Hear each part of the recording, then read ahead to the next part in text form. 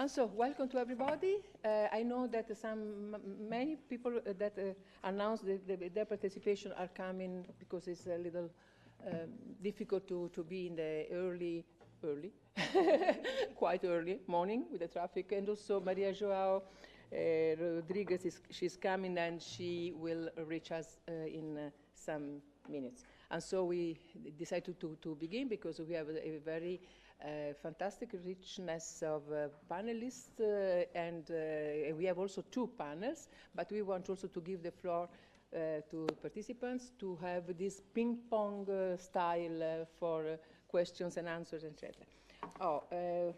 Luckily, we have also interpretation. Thanks to the interpreters for being here in English, Italian, and French, maybe? No, in every language. Sorry, no, because yesterday was in another meeting that we organized on the poverty, and maybe for the item we are only 3 languages, but today, sorry, we are in a perfect organization. And so, profiting of this possibility, I prefer to continue, if you allow me, in Italian. Not only because it's my own language, not only in honor of cultural diversity, but also because it's better also for you, because I can express myself in a better way than so. And so I pass to Italian. You can hear your headphone.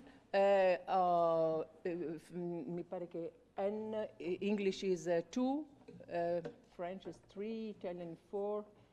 German, I don't remember when, but in any case, you can find the right channel. Ok? May? Allora, prima di tutto, grazie a tutti i nostri invitati per essere qui, grazie ai miei colleghi che sono qua con noi, in particolare alla collega Julie Ward e al collega Mochil Nekov e al collega Luigi Morgano della Commissione Cultura. Sono colleghi del gruppo SD, voi sapete che questo è un seminario organizzato dal nostro gruppo nella Commissione Cultura, Educazione, Giovani e Volontariato e Media, Audiovisivo, questi sono tutti i temi di cui ci occupiamo, e cittadinanza, e abbiamo dato un titolo abbastanza, come dire, ambizioso, e cioè Education, Culture and Solidar Citizenship, Reshaping Europe from Here. Perché diciamo questo? Perché noi riteniamo che in questi anni lo abbiamo cercato di fare seriamente e certamente anche in collaborazione con la Commissione, che ringrazio per essere qui. Which I'd like to thank for coming. We have been working with DG EAC. It hasn't always been the case with the Commission in the past, but our vision is the following. We feel that if we want to have a European project, sustainable development, and the possibility of molding strong European citizenship, none of this can work if we do not invest in culturally, financially, and politically in human beings, human resources, education, culture, and solidarity.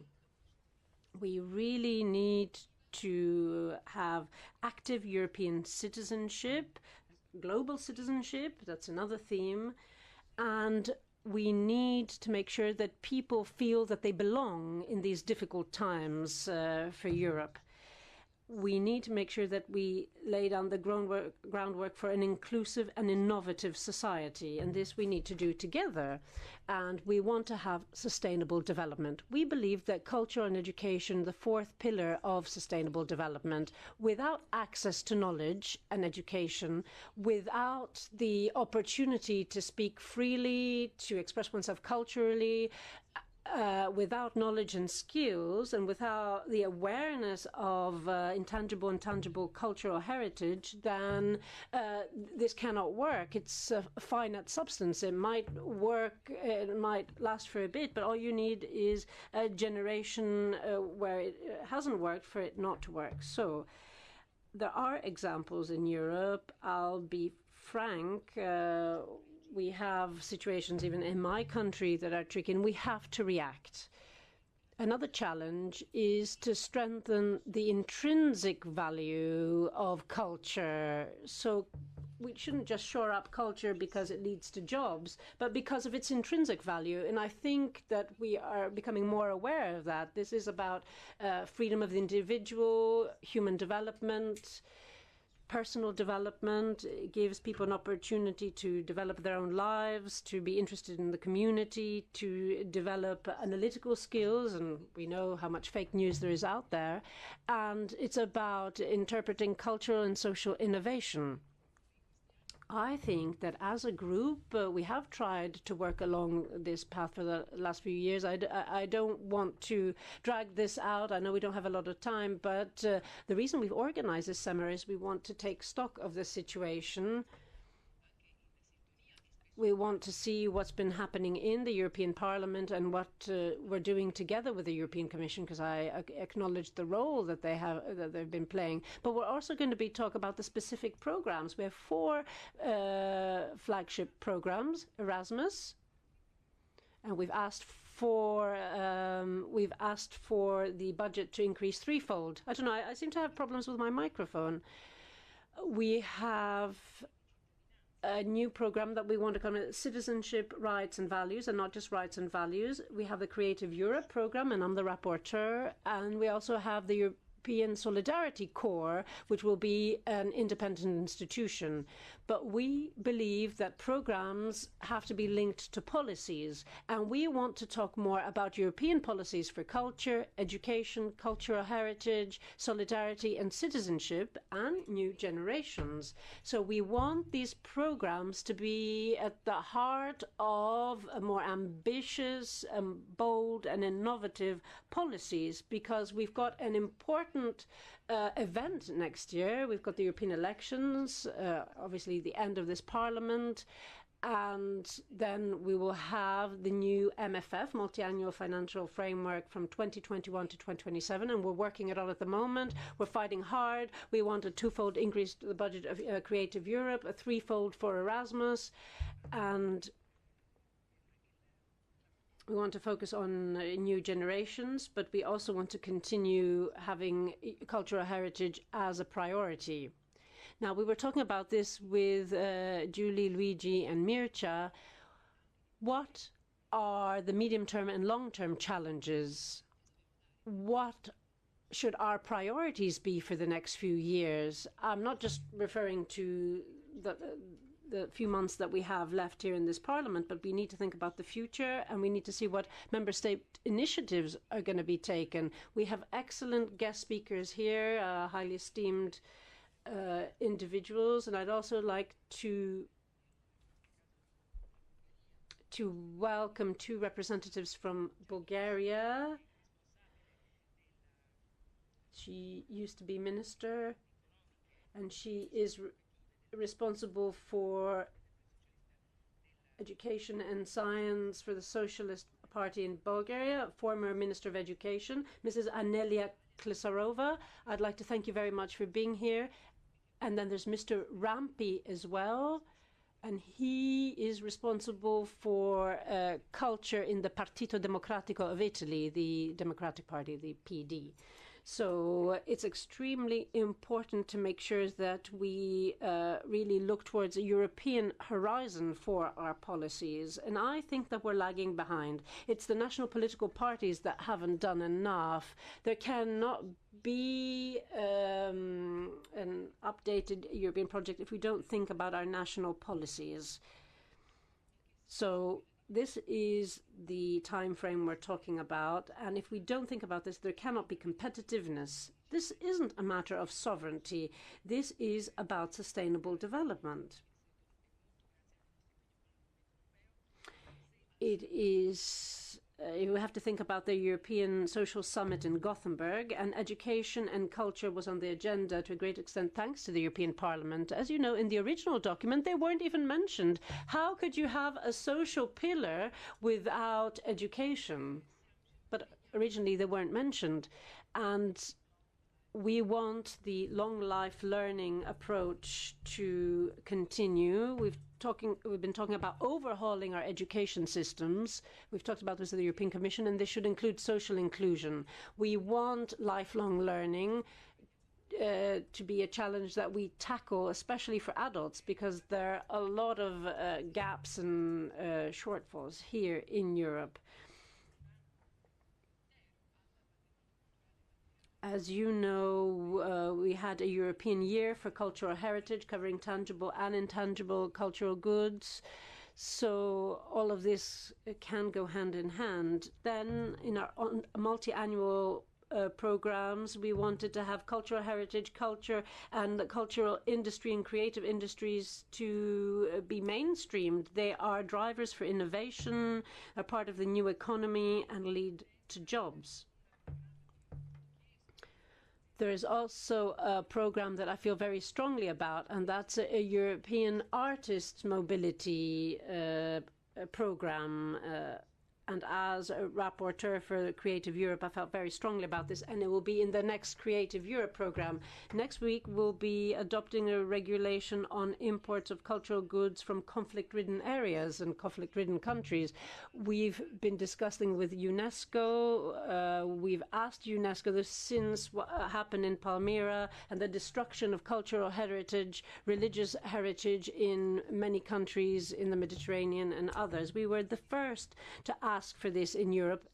We're the first in the world. We want this to be defined as a crime against humanity. I'm talking about the intentional destruction of cultural heritage. And we've breathed new life into volunteer work. Well, we now have the European Solidarity Corps. We really want to work from the bottom up, take a bottom-up approach. And this happened in Norcia. It was very symbolic. We had youngsters from all over Europe who helped after the earthquake in Norcia.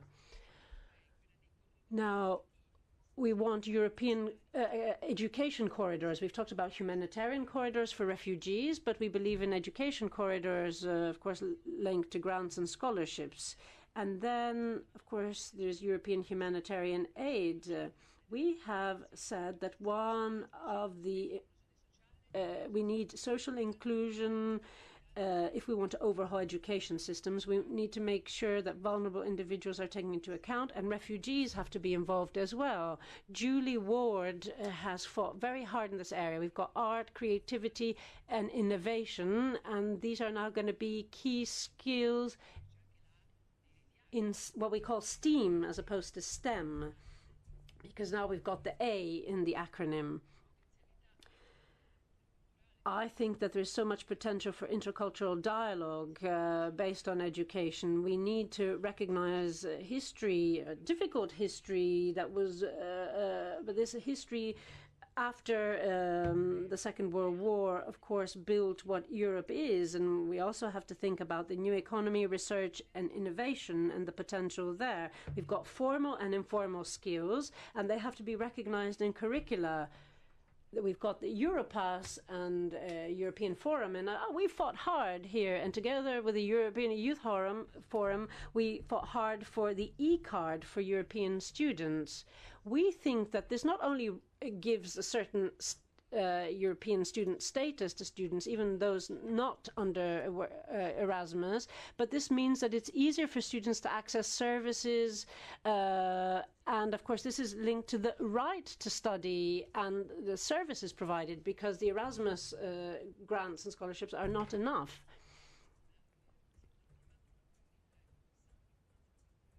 There was something recently, and I can't remember the official name. It was a summit that took place in Udine in 2017, a summit that brought together European universities. So there everyone was clamoring for a proper European space for European universities. We can only carry out these actions if we focus on a few important issues. We need to get our head around what the most important challenges ahead of us are in the education and cultural field. Of course, you will flesh this out, but I wanted to share some leads. We've got the digital challenge ahead of us. We have to think about digital education. This isn't just about technology. This is about a whole environment.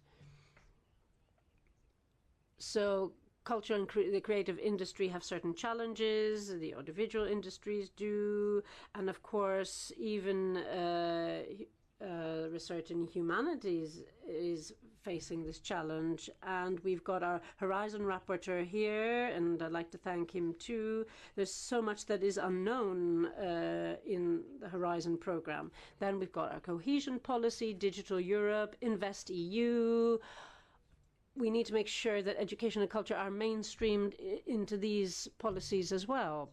We have to believe in the member states and in the EU that if we don't invest in training teachers and lecturers and professors, then this isn't going to work. How about being able to deduct this from the Stability and Growth Pact? How about that idea? We would like to strengthen these programs. I think it's a precondition if this is going to work. Now, I'm going to mention something which ties into the title, and then I'm going to give the floor to our speakers.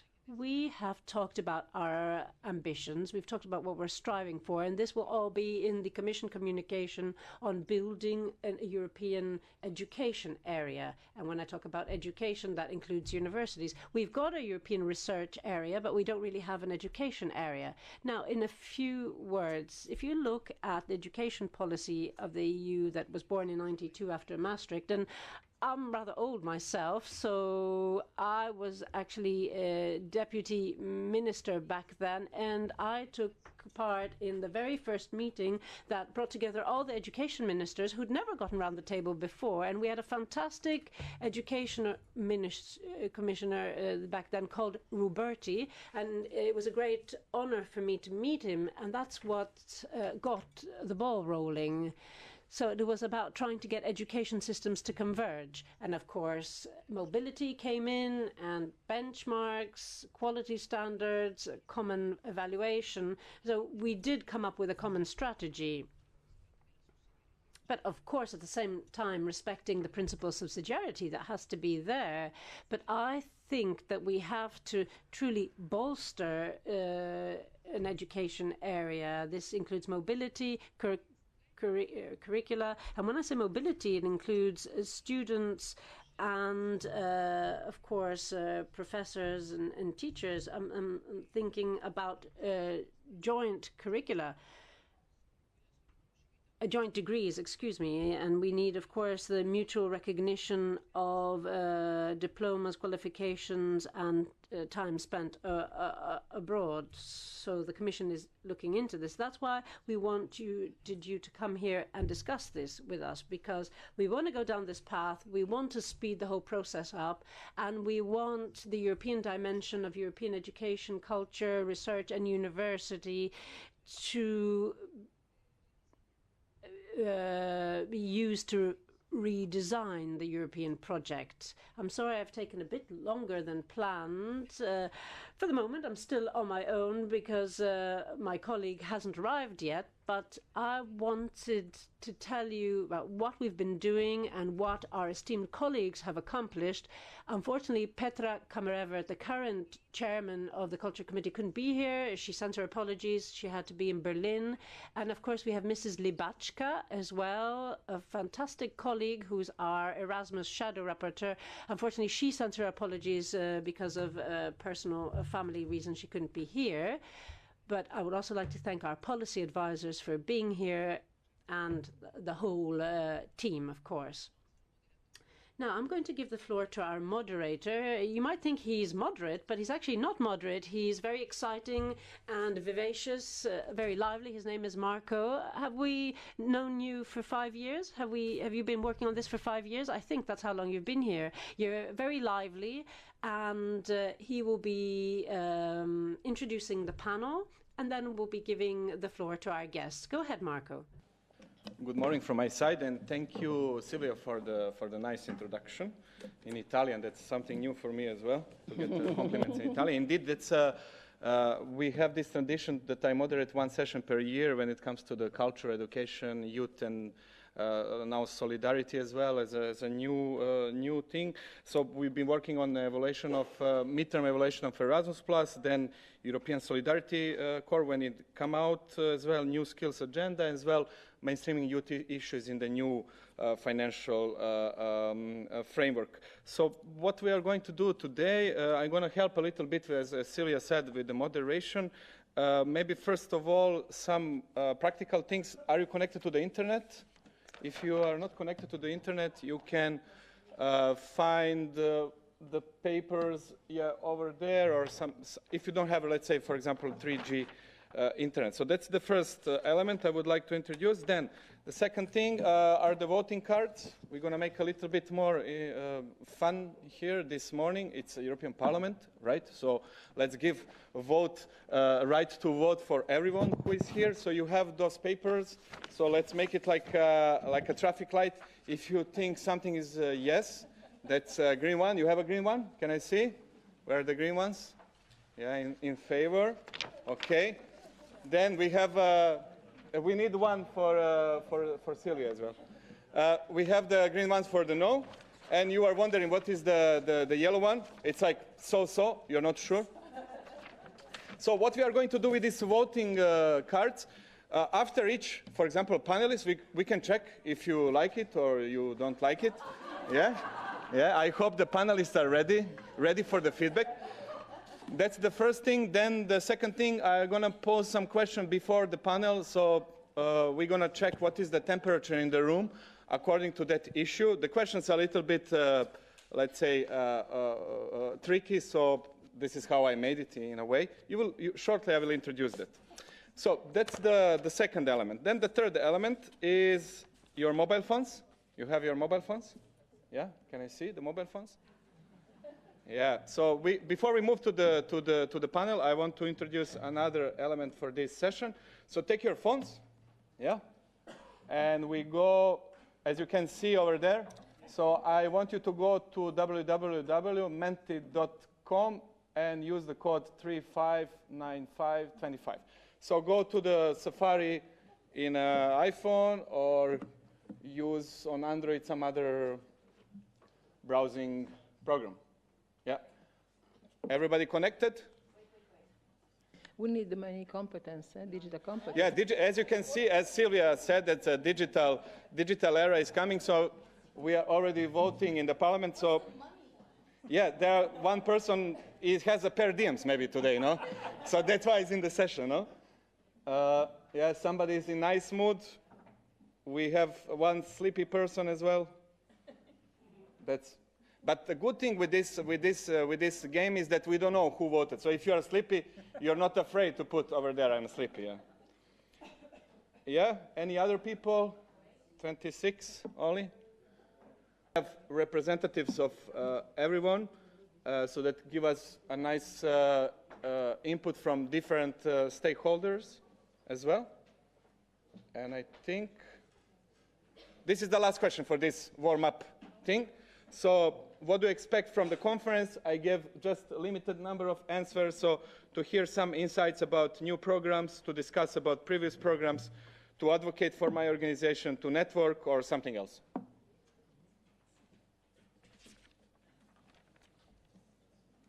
Mm-hmm. There are some other things, okay, a lot of other things, yeah. So when you speak later on in the panel, you can also explain where you're coming from and maybe refer on this other, because it might be also very interesting for other people, other delegates to hear. So we will come back to this tool to check what do you think about different topics. So keep your phones around. That's the only conference that we ask people to keep the phones. And we will go shortly to the panel. Just before I pass forward back to Silvia, just the last thing. As you might know, and it was already mentioned, this will be a live stream. So when you speak, it is important also for the speakers to speak on the microphone on your left, because that is important for the live stream. That's number one. Number two, this is the Twitter that you can refer if you're tweeting from this room. It's important to reach people outside. And finally, those are the translation the language is available. This is what we already explained. Those are two panels. Those are two panels. Ah, you made a mistake with the room. They changed the meeting. You should stay here. It's very interesting. Make a mistake for the meeting. Good. Yes. Yeah, exactly. Okay, so those are two panels that we have, and you have it also in the program. And before we move to the last thing, before we move to the panel, I want you to use the red, green, and yellow papers. And the first question is, education is the best way to prepare young people for life. Whatever you understand. Huh? Green ones?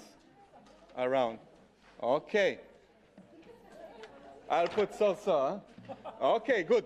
So you will have a chance in the end of the session also to change. Maybe you change your opinion based on some arguments of the speaker. So Silvia, I pass the floor to you to present the speakers and, thank you so much, and to Marco. host the Marco is a first fantastic part. person. And also, I hope that the same result of the green will be at the end of the conference. And so, thank you, Marco. And so I give the floor now to the first panelist, and I thank her to be here. And she's Sasha Garben, permanent professor in EU Law Department of College of Europe, Bruges. But also I know that I discovered that you are also been in a European institution, university institution in Florence. And I'm very happy for this. And thank you for being here. And I give you the floor. Thank you. Thank you very much. So, I would like to make 3 points about future EU action in education. And incidentally, they are a little bit like a traffic light. So first, I have a red light. This is orange, actually, but fine. It's a red light. I want the EU to stop doing something. And this is in the context of its economic governance in the European semester, where, as some of you may know, the EU issues so-called country-specific recommendations that are not legally binding, but that do take place in a coercive framework with the possibility of financial sanctions. Education has become included in the European semester, where it is being treated not as a value in and of itself, but instead as a factor of economic growth and competitiveness. Accordingly, the CSRs by and large, scrutinize national education policies for their cost effectiveness and employability, i.e., how well they meet the needs and desires of businesses. And so, member states are encouraged to involve business in the development of curricula and to allocate public funding on the basis of competitive market mechanisms.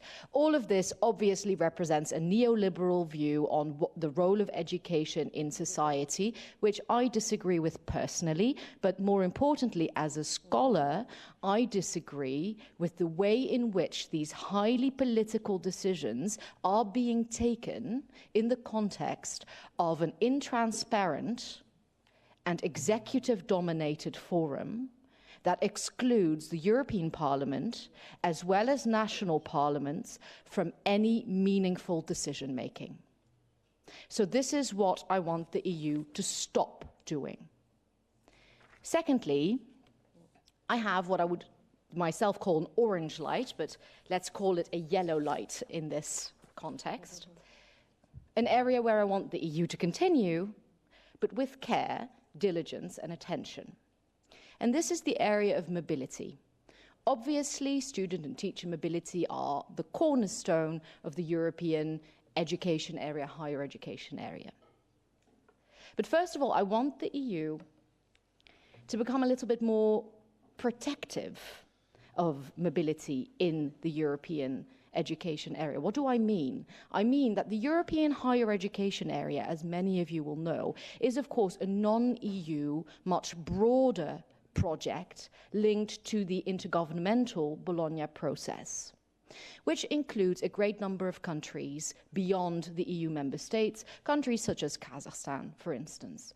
It's great to have such an international forum for collaboration on education, but I think in the EU context, we have some cause to be a bit more ambitious. We may have some specific needs and desires to step up integration in this education area beyond that bigger group and that intergovernmental context. So what do I want? I actually would like to see part of that Bologna process integrated or reintegrated into the EU internal framework, an EU education area, firmly grounded in EU institutional and legal structures. And yes, I do think we have the legal competence for that under Article 165 TFEU, as well as the internal market provisions, the provision on diploma recognition, etc. At the same time, I also want the EU to be careful not to encourage what I would call disembedded mobility. What do I mean? We have 28, 27, well actually more than that, education systems in the EU, which is great. It's a resource to be treasured.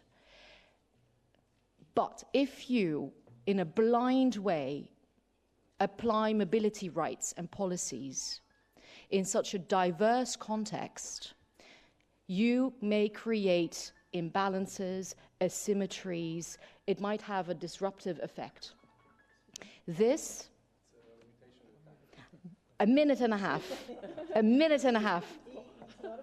It's a digital age. I would say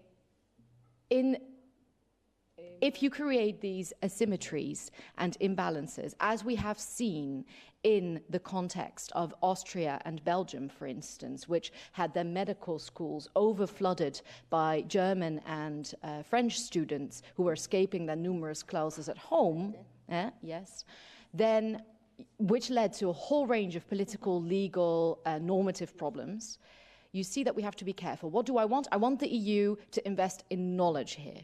What do I mean?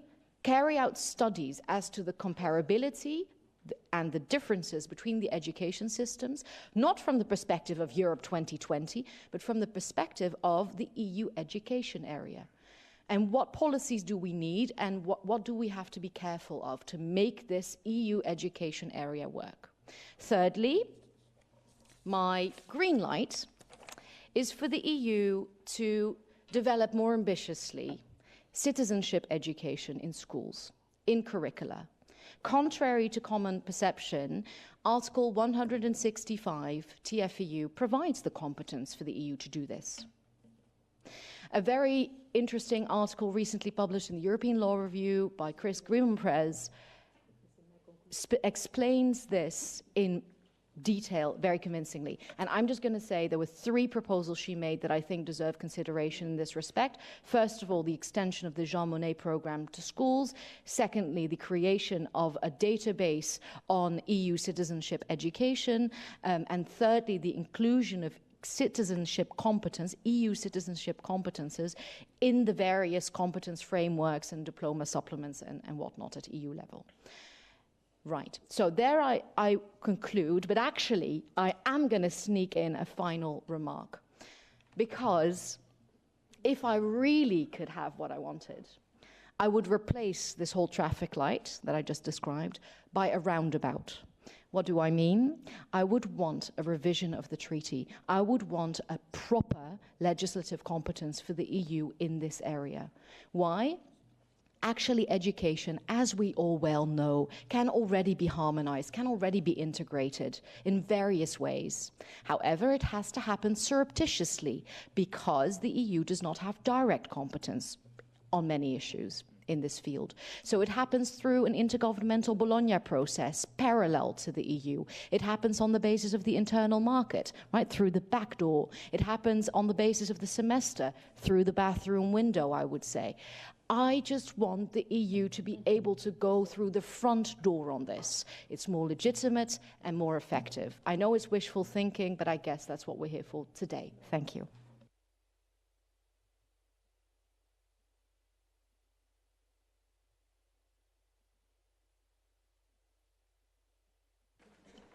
Some feedback. Yeah? Ooh.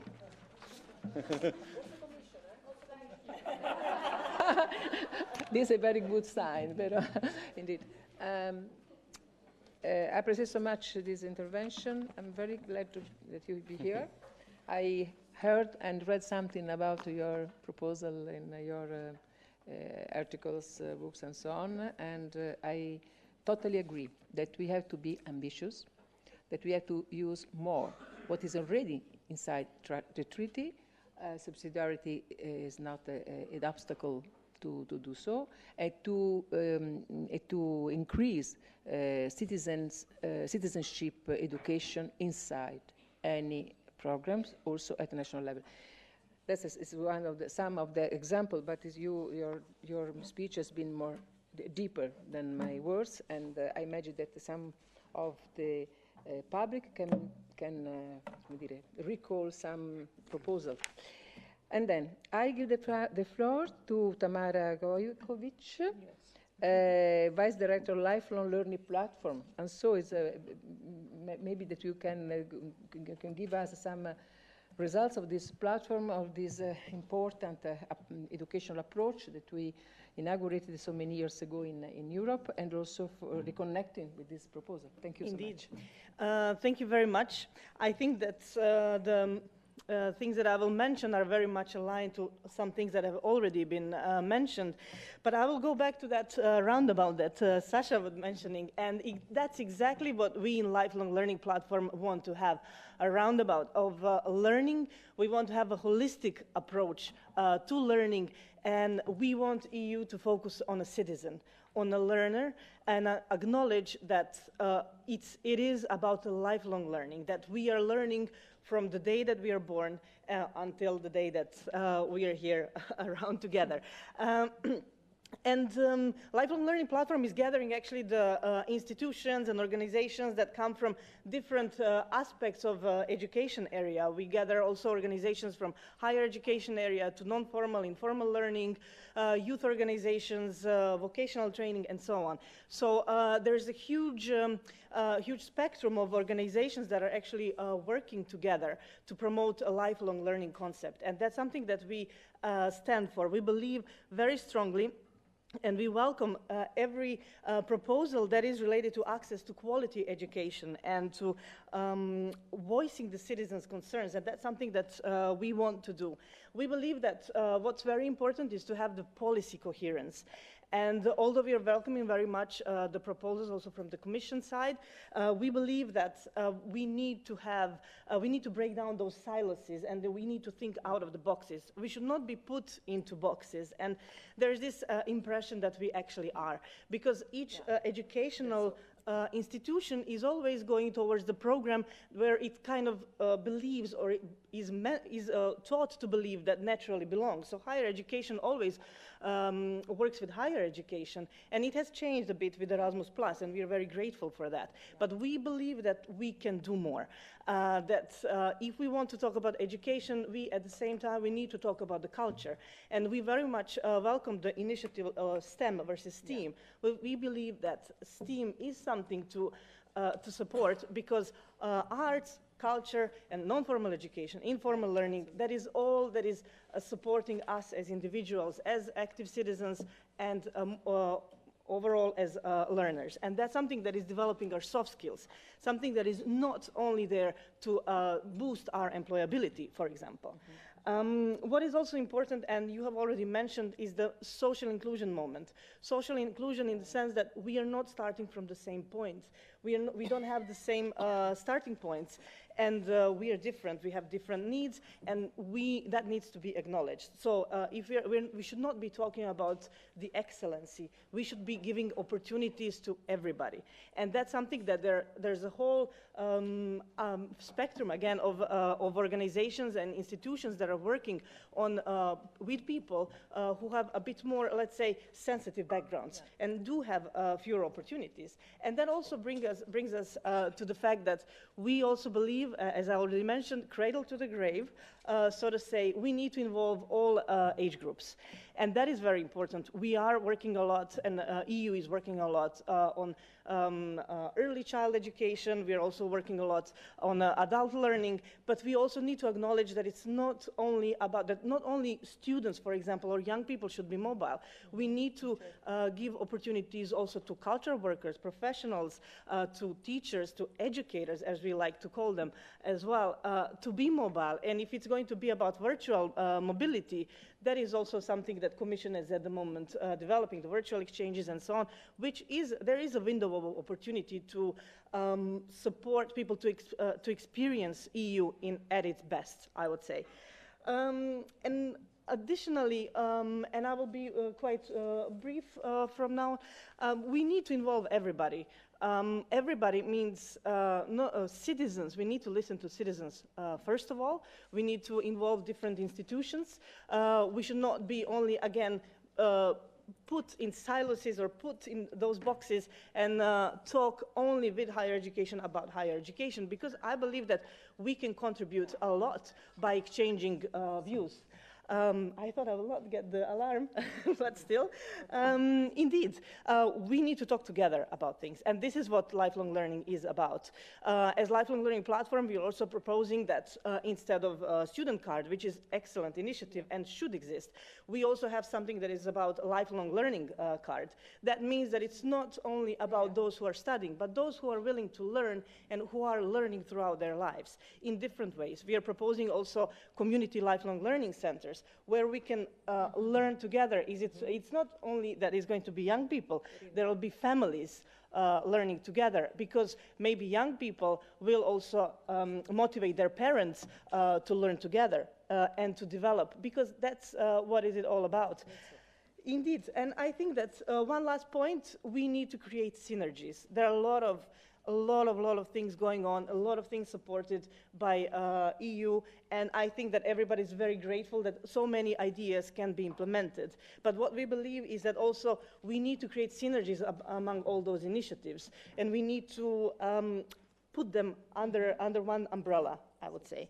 So these are just some of the points maybe to talk about also later on in the panel, and something that we would like to see. So it is about the learner, it's about the citizen.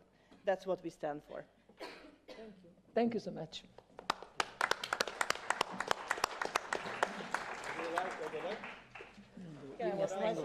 Io sono presidente, per cui non... It's right. Okay, there is just one yellow. This is what good. Thank you so much. Totally, I totally agree with this overcome the silos approach. That's important. Maybe we have to consider in a critical way, I speak also to my colleagues, that sometimes we debate about it, that also inside the parliament, sometimes we created a little silos, because it's not the question of a cult committee competence or ample committee competence, but sometimes we lose the holistic approach to this education in a transversal way, because education is upper education, basic education, etc., but also partnership now, no? And the same dignity from scholar education, student university, and VAT and so on. And we have this competence split into committees. And sometimes this is not in favor of this new approach that we totally share. That can be a reflection that also the new parliament has to consider for me. And so now I give the floor to Andrea Casamenti, European Youth Forum. It's not only the prevalence of Italians, because it's a youth forum that they appoint him, so it's not up to me to decide. Prego, Andrea. Yes, good morning, everybody, and thank you very much, MEP Costa. I'm going to speak in English, although I'm Italian, so indeed some diversity. Just a few words about the European Youth Forum. First and foremost, the European Youth Forum is the platform of youth organizations in Europe. We represent over 50 million young people all over Europe. We represent their common interests and the ones of their organizations, and we fight for their rights. And one thing that I always like saying in these contexts, we're also the biggest youth-led movement in the whole world. So I think it's kind of impressive. yes, we're talking today about reshaping Europe. So what kind of Europe do young people in Europe, what kind of Europe do young people want? And we've been asking this question a lot in the European Youth Forum. And I have to say that one of the points that really came out from our discussions is that young people want a Europe that speaks to our values and aspirations of human rights, of solidarity, of equality. And talking about human rights, we do want a Europe, we dream of a Europe where our human rights as young people are fulfilled. For instance, the human right, the right to quality education. We're talking about education today, but also the right to engage in volunteering activities, and I'll go into volunteering a little bit later. And then when we talk about education, we cannot avoid talking about, in my opinion, youth organizations, because youth organizations are education providers. Sometimes this is a bit forgotten, and we tend to talk a lot about formal education in Europe, but youth organizations are education providers. They provide very valuable educational opportunities for young people. I don't think I have to go deep into explaining this, but youth organizations are indeed very important in this context, but sometimes we see that there's still a lack of recognition of the role of youth organizations as education providers, which limits also our access to policy making and policy co-creation in the field of education. And also, despite this, the 2012 Council of the EU recommendation on validation of competencies, we still see that there's a little work done at member states level on the validation of the competencies acquired, for instance, in youth organizations through non-formal education methods.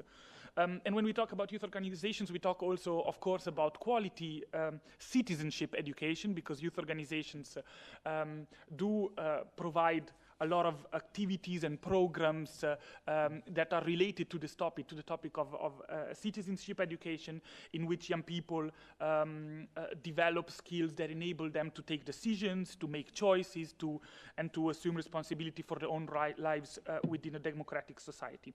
So we call on the EU and on the member states to act on a few points. I'm going to go through them quite quickly today. We call on them to continue efforts to implement a national recognition and validation system for the competencies acquired in non-formal education activities, to ensure the presence of young people in decision-making related to education, to ensure support for youth work, and to recognize, of course, youth organizations as key quality providers of education. We also call on the EU to foster an ongoing and Europe-wide discussion on a common understanding of citizenship education, for instance. And of course, we cannot avoid talking about Erasmus Plus as the most successful EU program. We call on the member states, on the European Parliament and the European Commission to be at least 10 times more ambitious. Yeah. Yeah, with 10 times more ambitious with the budget and the outreach of the program. And also, still talking about education, to encourage partnerships between the formal and the non-formal education providers. And I wanted to give you two examples from two of our member organizations. Tripoli YFU, for instance, developed a manual called Color Glasses, which is a manual that basically contains ready-to-use workshops on intercultural learning for use in secondary schools.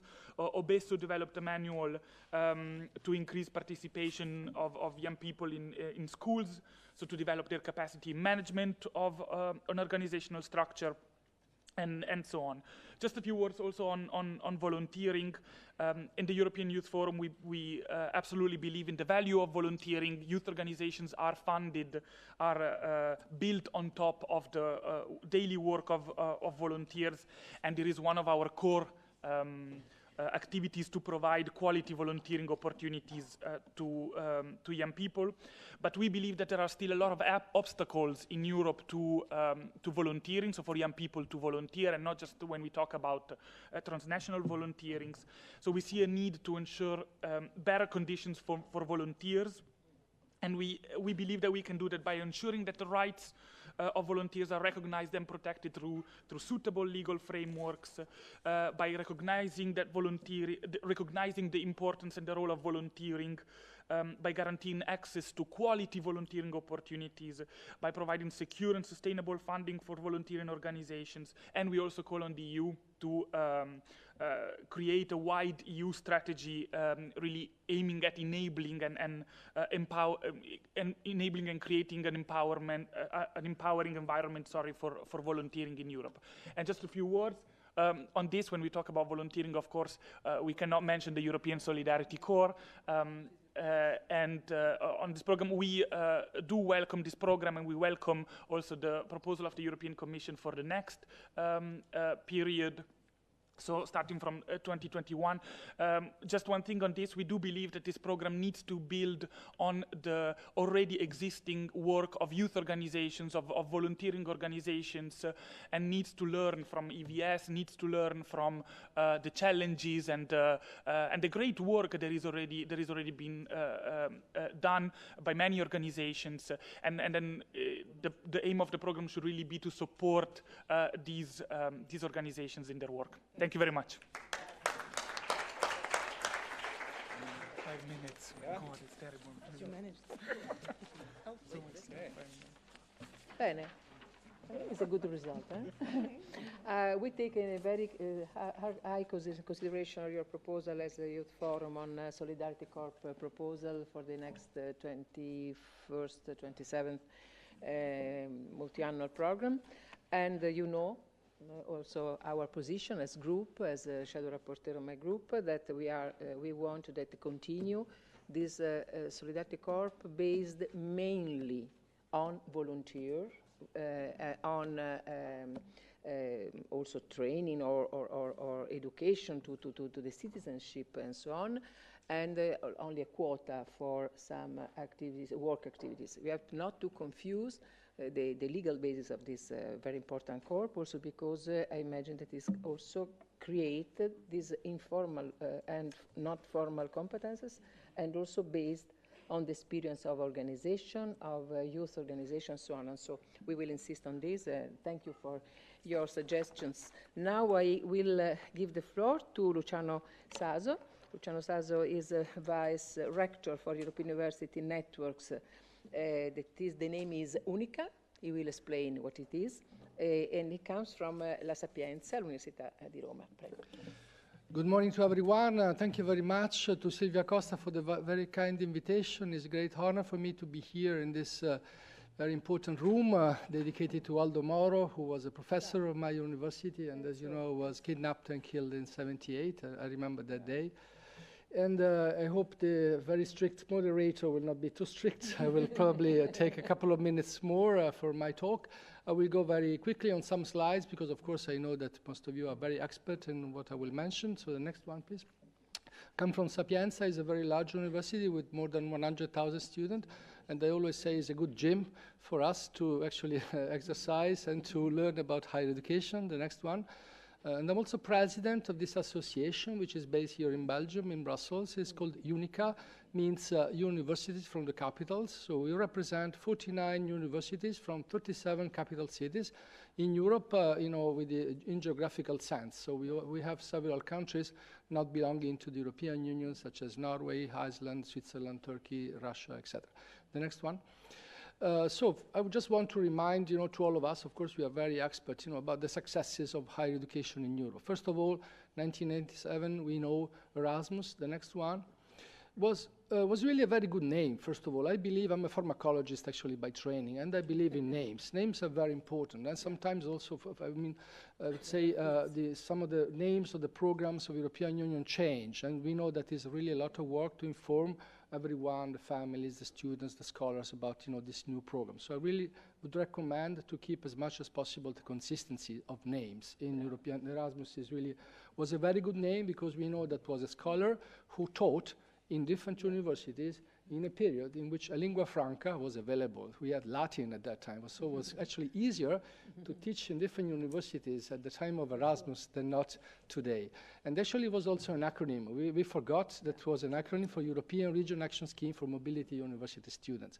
And we have to remember some of the, let's say, it was just a small group of visionaries who designed that. I'm very proud as Italian to remember Domenico Leonarduzzi and Sofia Corradi, who, by the way, Sofia had problems in recognition of her previous studies. As mother of Erasmus. That's why she said, okay, let's start to integrate, you know, European degrees and higher education. So it is not by chance that actually the Bologna process started in 1999, about, you know, 12 years after the Erasmus, because the Erasmus created the problem. The next one. The problem of, you know, mobility, and so students were going to other universities, finding other systems. Even myself, I went to the US actually before the Bologna process, and, you know, with my little rusty English, I was saying, okay, I have a degree. As Italian, that was enough. I didn't know exactly what a bachelor was, what a master's was, what a PhD was. So, I mean, I still myself, I don't consider myself so old, but I have to say that indeed I felt that problem of recognition, that problem of differences in Europe of system. And of course, Erasmus is very successful. We went to very few thousands students moving in the beginning to about nowadays 300,000 students per year, which is very good. But still, to be honest, we have to consider that Erasmus is actually still an elite program. So if you take students from low socio-economic background, the mobility of these students is very low. So we have to consider this problem and really increase the budget to allow everyone willing to do that to do Erasmus. At the moment, this doesn't happen. The next one. And I already said that. Next. We continue very quickly. So, of course, you know very well, you know, the successes of the Bologna process, you know, the harmonization of the structure. But still, if you go to the ground, if you talk to the families, the students, the professors, there are people complaining about the Bologna process. So, again, we have to, dissemination, communication is very important to make sure that everyone, not just experts like us, will know about the successes of the Bologna process. Next one. Which, in the way, like Sasha said, was the only way, you know, to implement things. So Bologna process was really great, but again, the communication is not, you know, the diploma supplement. If you talk to industry, they don't know what the diploma supplement is. So it was a great tool, but I think the effort to disseminate, to make sure that everyone outside academia knows what these tools are, I think is very challenging. The next one. I will go quickly. I know that I have only 5 minutes. I will go next. You know everything already. So just I want to mention also this issue of the migrations, because this also has an effect on universities, and I will mention what are we doing as universities about that. Of course, as Italian, I feel very much ashamed of what is happening, because the next one, please. You know, if you look at the numbers of Italians migrating to Belgium, the peak was more than 250,000 people per year. And this is actually much more than what is happening now of migrants going through the Mediterranean to Italy. The next one. But if you take Argentina, that's impressive. In the 20s, you know, the peak was more than 900,000 Italians only going to Argentina. So we have to remember these numbers, because when we say Europe is flooded, is invaded by migrants, this is not really true. Last year was only 40,000 people. In 2015, the peak was about 1 million people, but to Germany, and 180,000 people to Sweden. This was really the highest peak, but still lower than these numbers. The next one. And I want to just to point out this important paper in Nature. Nature is the most important, as you know, journal in science. And this is, you know, about the numbers. You see the generosity of some countries, you know, in 2015. But even more important, the next one. Sorry if I go too quickly. I also, you know very well this one. Next, please. This is important. Okay, these people, as you know, they reach us, they reach Europe through a journey that very often takes more than 2 years. And of course, they have, we call them stressors before they leave, because you leave home when home does not allow you to stay. So there are problems when you leave home, and in many cases it's violence, wars, dictatorship, etc. So these people already are stressed in a way before they go. Then they are, through this journey of 2 years, you know, everything can happen. Violence, most of the women are raped, even men. There was an interview to a man in the Aquarius that when they reached Valencia, after about 10 days, when they were not allowed to reach Italy, one man also was raped. It happened. I mean, this is completely incredible that we Europeans, we believe in certain values, but then we allow these people to reach us in these very bad conditions. And there is a big problem of mental health. I'm just coming from Berlin, from a meeting called the World Health Summit, and one of the sessions was about mental health. I mean, most of the people in this paper, I really recommend you to have a look at this paper in Nature. It's an excellent journal. In 2016, okay, 50% of the people reaching us, they saw corpses. They saw dead people. I mean, can you imagine? In many cases, these are relatives of them, children, parents, whatever. So this is, I think, morally is not allowed. I mean, it's not possible, especially for us, because we are actually Europeans, we're migrants. We've been emigrating everywhere. The next one.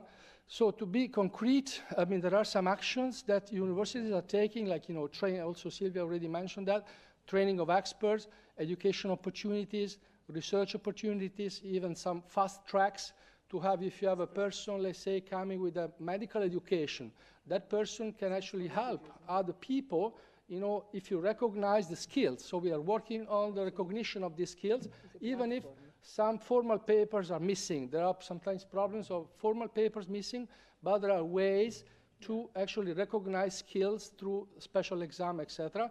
And the next one can be useful because the EUA, which is the most important association of universities in Europe, is more than 800 universities, created this platform called the Refugee Welcome Map. So there you can find initiatives in all countries for migrants. So I think that we should really try to link these initiatives with other political initiatives. The next one. And then just I want to mention one current initiative that the Commission just launched. We are waiting, you know, with some anxious spirits about this call coming up, because, as you know, there is a pilot to create so-called European University Networks. So between 5 and 8 universities are encouraged to work together in education, research, and innovation. So in a way, we have been doing this for a long time, but this is the first time in which we have to work together also in research and innovation. This will be a little bit more challenging. So we are creating consortia of universities. This is very interesting. It is challenging, but my university is very committed. We already created a strong network about that, and we're waiting for the call to apply.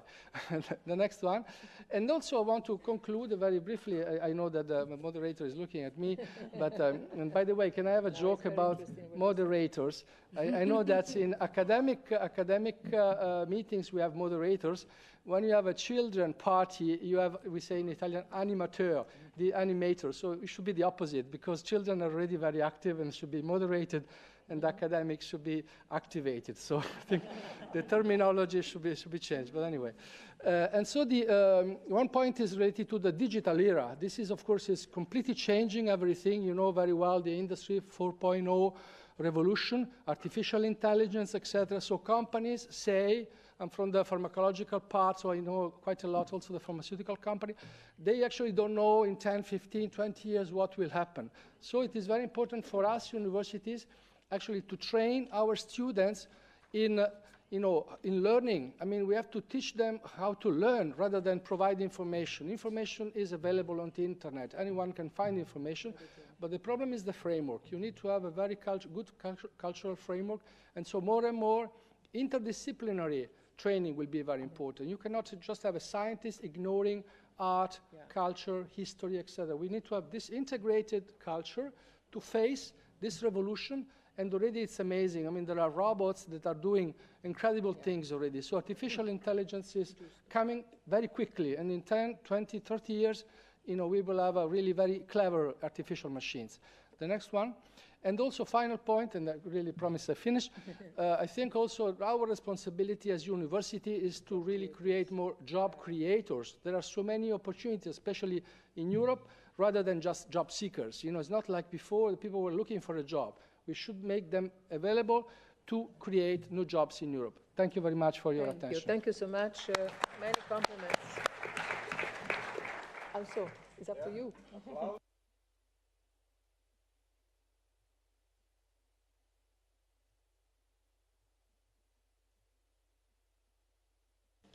Thank you so much. Very, very interesting. And we count on you also because after this meeting, we are preparing also a position paper on these matters as a group. And so we count on your support, your suggestions, and also your intervention because some topics is very, very important and central. Now, I will give the floor to Professor Anelia Kilisarova, former Minister of Education in Bulgaria, Deputy Chairperson of the Committee on Education and Science at the National Assembly, and Chairwoman of the Council of Education in Bulgaria Socialist Party. Please. Thank you. Аз ще говоря на български.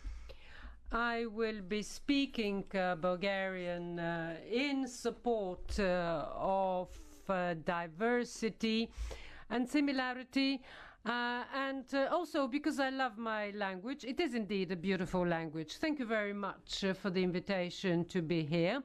Thank you to my colleague Momchil Nekov. He is a very active participant in the work of the Bulgarian Parliament. Thank you to the organizers. Special thanks to them. And I will start straight away because you will be telling me that I've been talking too much.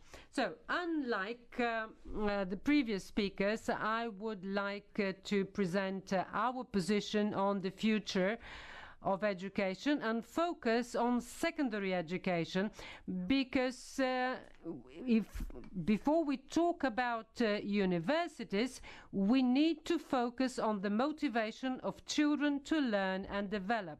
This is at the center of our vision for Bulgaria. You can put the slides on the screen or not. So, the vision for Bulgaria says that education, science and culture should go hand in hand. They're indivisible. The objective of this vision is that every person should be a co-author. That is, the whole of society should be committed to the problems of education, science and culture. We need slides slides have to of be- the... No, we don't have the slides. Maybe I sent the slides 5 days before to thank start the conference. Did you never? The Okay, secretariat? Okay, it's okay. sorry. It's no problem, yeah, okay. Няма проблем.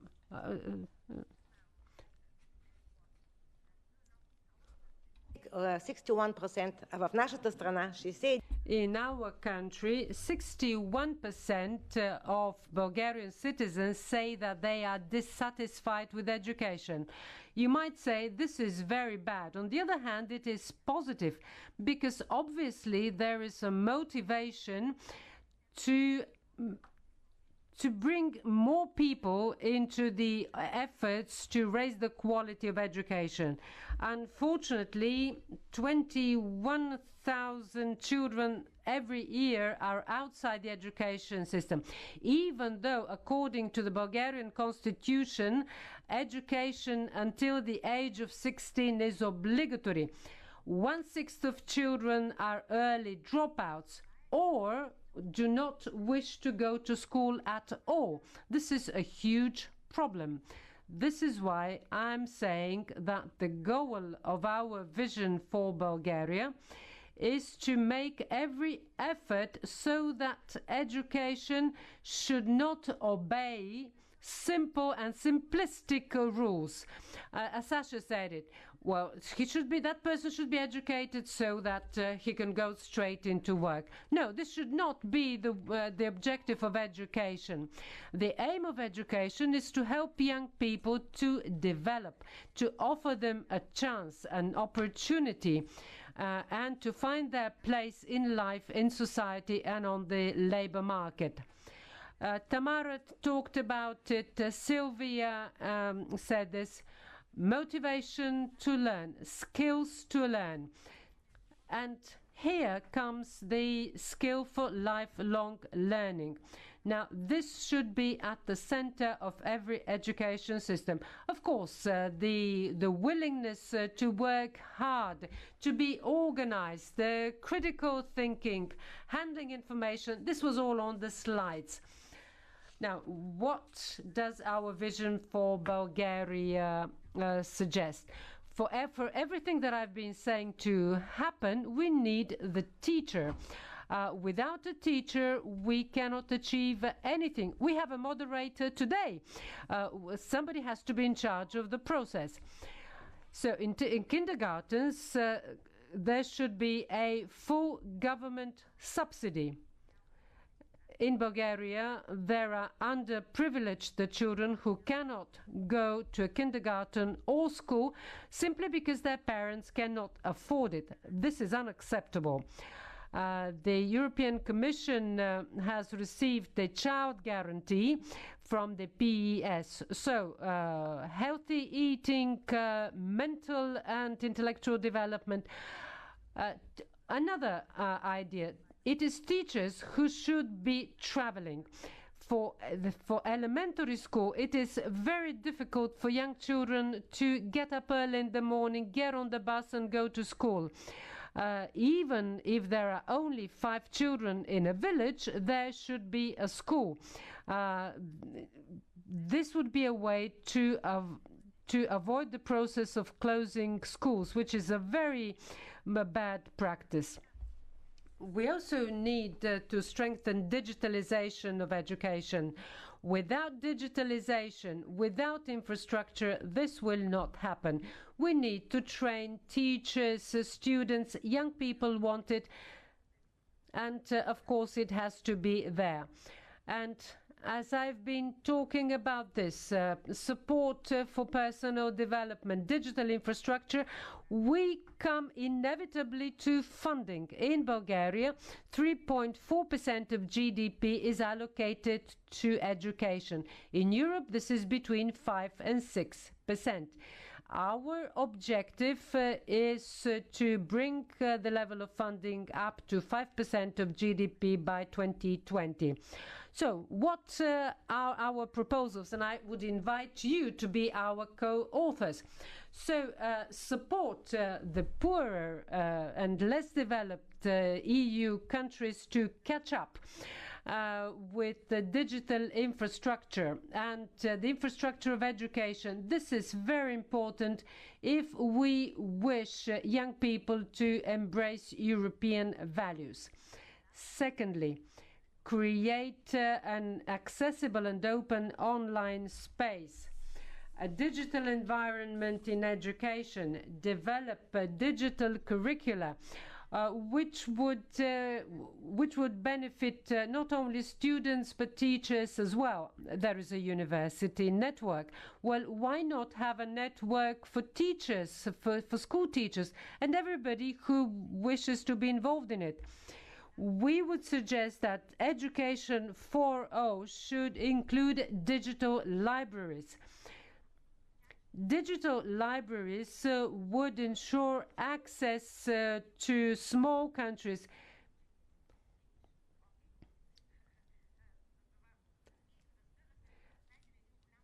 and also a European register to monitor the progress of children. At the moment, we do not know how many children have left school and have gone to Brussels, for instance. This is very important if we wish to recognize diplomas. And as you said, automatic recognition of university degrees. To conclude, let us all work together on this strategy. And I would appeal to all of you to feel a co-author of the strategy for unity and solidarity. Thank you.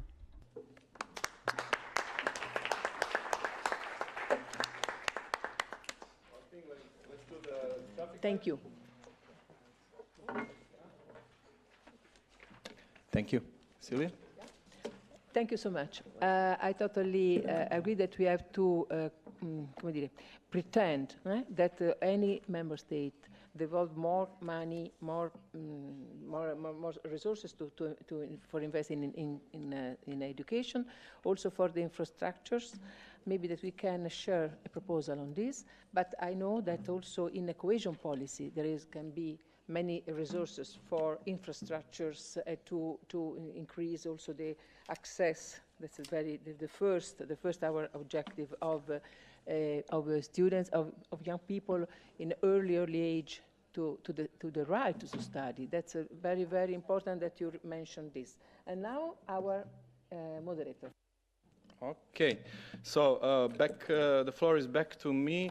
So I'm looking now first for the timing. We have started 20 minutes with 20 minutes of delay. So it was previewed to run the first panel until 10:45. But of course, we're going to take a little bit more. We're going to take a little bit more time for this. How it's going to work? We still have, I guess, if I understood well, Sylvia, we're going to have still presentation of one idea from our guests. We're going to get then the reactions, first initial reactions from the Commission.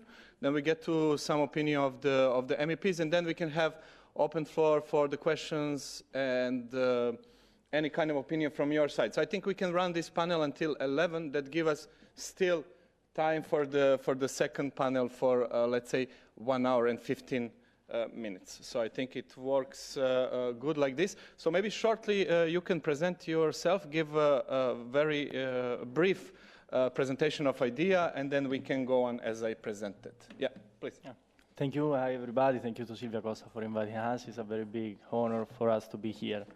I'm Matteo Mirabella, and I'm here with Giacomo Calabrese. We are the founders of .E. Erasmus is the first community we've built of exchange students based on solidarity and sharing. I would like to switch to Italian, if it's okay for everybody, in order to express what my heart has to say in the better way. .E.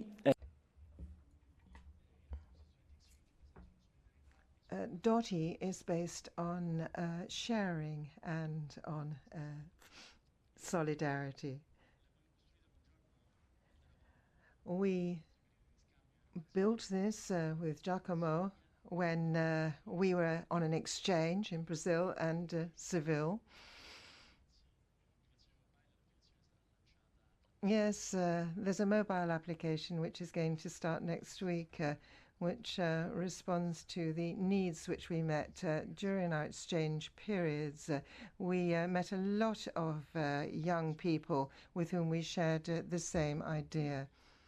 So we're talking about travelers here for Erasmus, people who are traveling, who are seeing the world open up before their eyes, who are learning, who are curious, who are wanting to learn. And I think that when you have to take decisions and when you don't know exactly what you want to do, what you can do is to go online, you can find information, but sometimes you find data which are not necessarily that clear. And it was during this exchange phase and the post-Erasmus phase that we decided we needed to move further. And we've almost felt that we couldn't give up. We had to stick to things and we had to go further and further. So I don't know whether Giacomo can actually show us the presentation here, because we've got this application, and everybody who goes on a university exchange can register, and in a European university will find all the students who are on an exchange and those who have participated. Then we have filters, 3 main filters. You can find all people who are providing or are ready to provide direct information. People who've been in a particular city, who know about the culture, who have actually passed on their information back home to their fathers, parents, to their children, etc. It's important that we work on this, on passing over culture without frontiers, with fluid borders as we have today. And there are other filters which we really like, which are meeting and hospitalities. As I said, these are young people who travel. They meet people in other lands. they find people who like meeting other people, who share ideas, who discuss other systems with them, and see things through the eyes of Erasmus students. Hospitality is really at the core of all this, because these young people travel, they're students,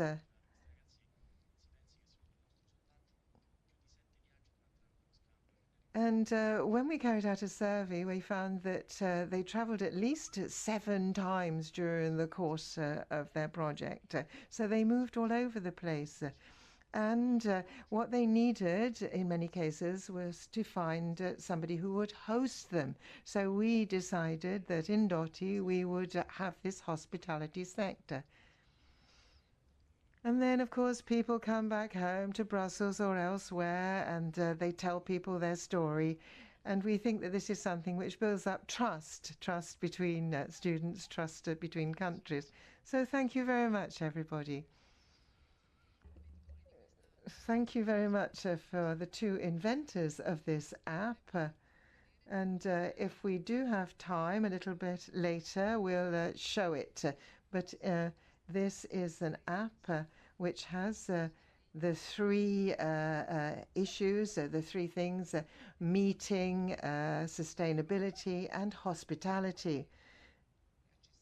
And it's accessible in the way in which you explained. And it does actually respond to the very important mission of our group, culture and accessibility of it to all Europeans. So we feel this could be a major opportunity for many. And thank you as well for this nice idea on how to also encourage a lot of new exchanges between especially young people. So what we are going to look now, maybe for some feedback from the Commission. There have been already mentioned many things. Yeah, we can also go like that, yes. Yes, okay, so we can go with Mr. Neko, maybe with some reactions to what has been. There is a lot of ideas around. So what are your initial thoughts on those? So please take the floor. Thank you, Marco. I would like to take the floor to outline the main priorities for our ICT group. I took my notes in Bulgarian, so I'll proceed in Bulgarian, but before that I would like to congratulate our speakers here, because they are from different areas and they really supported us and delivered some important information about our S&D group, how can we proceed further. But I think that everything is embodied at national and regional level, and that's why I would like to say a couple of words about that one. 2025 година 49% of the workforce have to be qualified by 2025. 40% of them have to have a medium level of skill, and only 11% should have no qualification. 70 million Europeans do not have any competences in reading, in writing, or in any form of sum making. So I was talking to Sylvia about this conference some time ago, and what was our aim? What do the socialists think? What ideas do we have? How do we go to elections in order to win elections? How do we do that? And how do we clearly state who is first? First place for us are people, not digitalization. And that is why, as the rapporteur of the New Skills Agenda for Europe and as a rapporteur for Digital Europe on behalf of the Socialist Group, I always like to have more money for teachers and for skills, for competence acquisition by students in a lifelong process. What Mr. Sasso said, I don't know if I'm pronouncing it correctly, but he finished with data that is of exclusive importance. We should have people who are skilled and competent, and then they would learn about theory or open jobs. So they should be able to make the difference between facts and opinions. Hence, when we are talking about socialist ideas and messages, and Sylvia, you said it too, it is very important to think that programs are a function of policies, and our policy is to support youngsters, children, and even younger.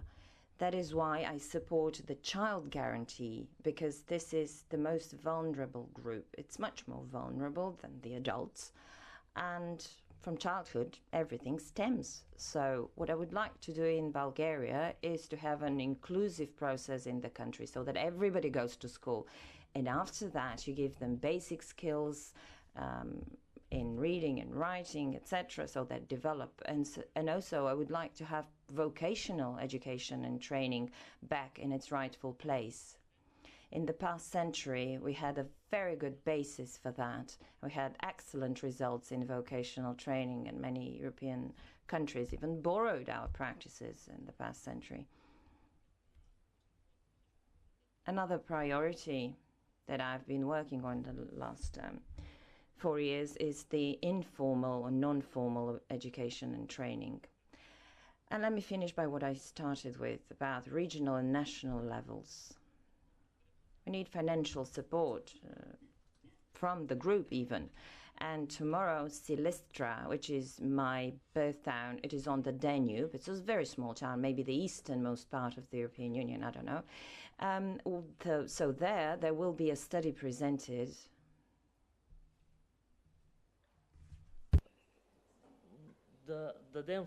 So that we give a link between business and education, like an interface, so that we see what business needs, so that these people do not leave my town of Silistra or Bulgaria and find their place there, and at the same time create business links with other EU countries or outside of the EU. Thank you very much for your attention and our success to this conference. I personally have to leave, unfortunately, because I said I have to be in the town of Silistra, so I have 2 flights and then 500 kilometers by car. I'm really sorry, I have to leave. So thank you. And I do believe that with simple ideas, when you show these simple ideas to people and a little bit of emotion, we will win the elections. Thank you. Mm-hmm. Thank you very much, and also safe trip as well. Grazie. Grazie. Good luck with your things, yeah. Grazie, Mountain. You know that maybe that others doesn't know it. It's important that you recall our proposal for child guarantee is an ongoing proposal by our group, and so thank you for having recalled this. Grazie, and thank you for being here. Okay, so now we can go to the Commission. I know it's not easy for you now to respond because obviously there are many stakeholders. There are many stakeholders in the room with, of course, different interests, and we could see also that audience supports the most of the ideas. But then, of course, it comes to the certain limitation when you start drafting the thing. So when it comes to there were several things mentioning about Erasmus+, European Solidarity Corp as well, and then as well some other things. I will not get into details. I guess somebody from the public will mention them. If not, I have prepared already the question. Don't worry about that. So what we have here, a little change. So instead of Giorgio, that is not here in the session, we have Sarah Lynch, that is also head of sector for Erasmus+ coordination, and as well Flor Van Hood, that is head of unit for youth volunteering, solidarity, and traineeship office, also in European Commission. So maybe some initial thoughts and answering to some questions that are posed from the panel as well. Yeah. Good morning, everybody. I can start. I think we're probably all on the same wavelength, really, because if you see the developments that have taken place in education and culture at European level over the last, I would say, 1.5 to 2 years, it's very much going in the same direction. The first of bringing education and culture together and seeing how they can be how they can reinforce each other in reaching a warmer embrace of the European identity, I would say, especially among young people. And the second is about the social inclusion aspect, which I think has come through on a couple of different occasions. that this is something that has come up in great importance in our work in recent times. I would draw your attention to a couple of our policy documents that have come out recently, which were the Commission communications at the end of 2017, another one in May of this year. We also had a recommendation on promoting common values, inclusive education, and the European dimension of teaching, which I think is very relevant to a lot of the issues that have been discussed here this morning. In terms of relaying those to national, regional, local players, we do rely a lot on our interactions with partners, with stakeholders, and also with the member state authorities, and we bring those together in what's known as the ET 2020 context. That's a support and mutual learning framework which has helped to showcase a lot of very good practices in a lot of the issues that you've raised this morning. I know in the Citizenship Working Group that they do a lot of work, certainly on the migration issue that Mr. Sasso mentioned, that there's a lot of mutual learning of good ideas that work in practice that can be replicated elsewhere, and this is how we hope to use those as a multiplier. I think I want to come back primarily on the one line that you mentioned, Mrs. Costa, which was the importance of having the programs and the policy linked together, and that's something that we take very seriously. We have come out with our proposal for the new Erasmus program in May. We're working on that with yourselves. We're slightly more advanced, I think, time-wise in the Council, but we're looking forward to the draft Parliament cult report that will be coming out next Monday. That we want to advance in all of these areas through the funding and the support that we can deliver through the Erasmus programme. The Erasmus programme itself is fairly lean in terms of architecture, in terms of the detail that it provides there, but the general themes are certainly represented in terms of the inclusion and how much we want to use the doubling or tripling or 10 times increase of the budget to reach out to vulnerable groups, to people with fewer opportunities, to newcomers to the programme, to those who may not have been able to access it in previous programme periods. We also don't want to forget the innovation and excellence that is also supported through the programme in terms of I don't think it's a shame to say that, yes, CSRs maybe focus excessively on education as a focus of the workforce, but education, of course, is necessary to build the skills that are needed for people to access and thrive in the labour market. There's also, many other elements to the programme that I could mention, but those were the main ones that I had come up today, and I hope that the work can progress quickly to the adoption of the programme so that we can guarantee the implementation of it for the new period. I'll hand over to Flor now, who's more on the youth and on some of the comments that were raised on volunteering and on the Solidarity Corps, maybe. Thank you, Sarah. And indeed, if I look at my notes on what I picked up from the speakers, it shows that colleagues in DG Education and Culture working on education and youth share already a lot of the same thinking.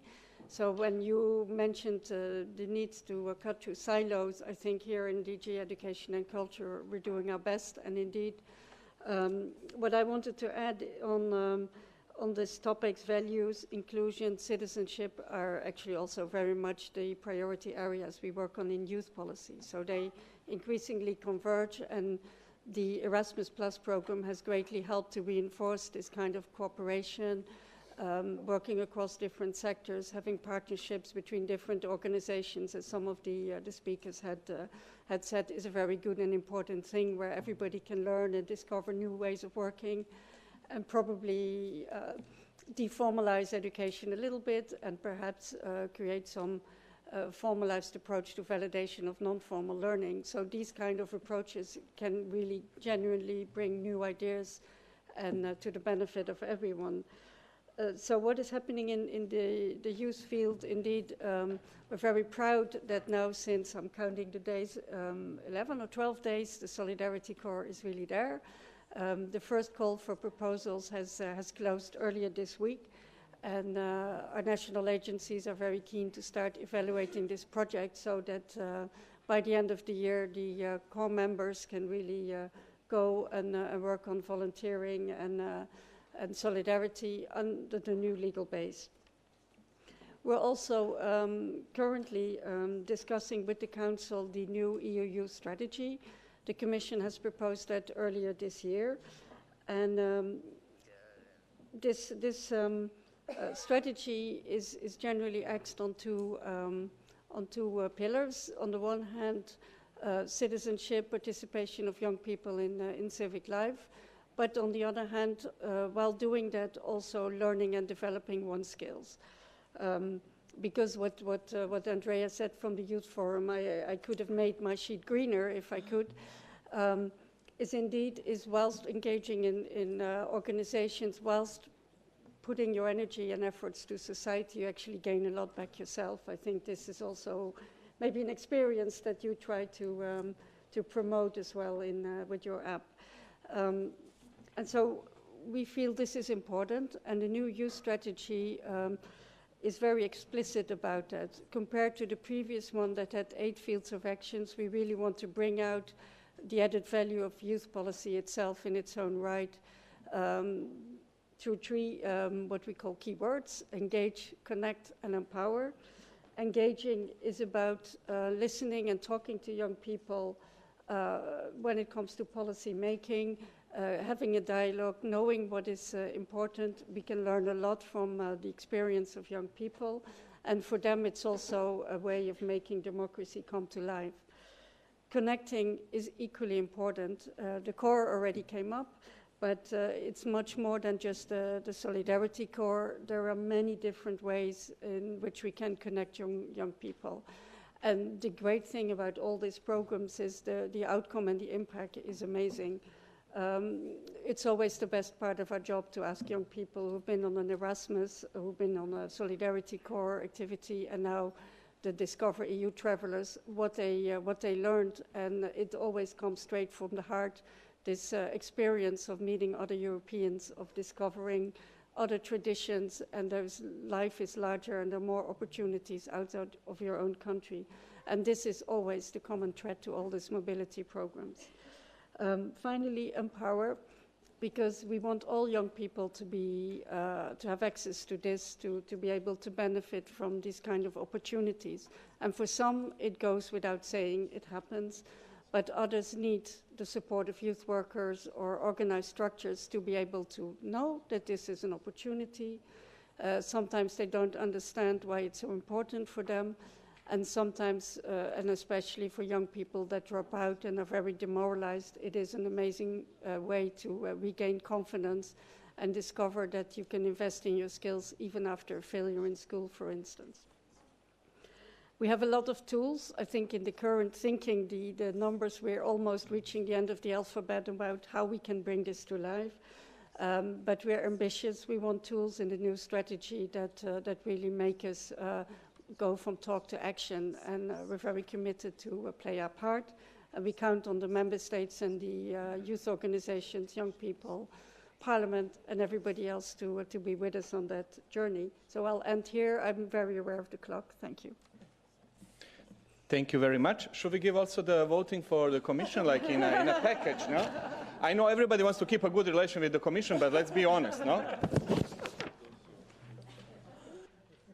Okay.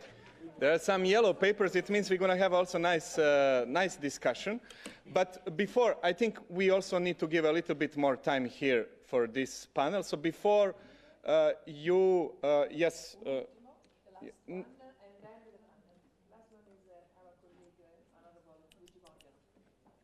You can, yeah, okay. First of all, thank you very much. I'll be very brief. I'll just give you some headlines, if you like. I'd like to thank the rapporteurs, because I think that they have backed a wide raft of choices that we backed in our political group, I think that the key issues are the following. We have to make sure that we really make sure that the EU as a whole and the S&D decide that these issues are a priority and they have to be seen as more of a priority than others. And then, of course, we have to have an ex post assessment of all the programs.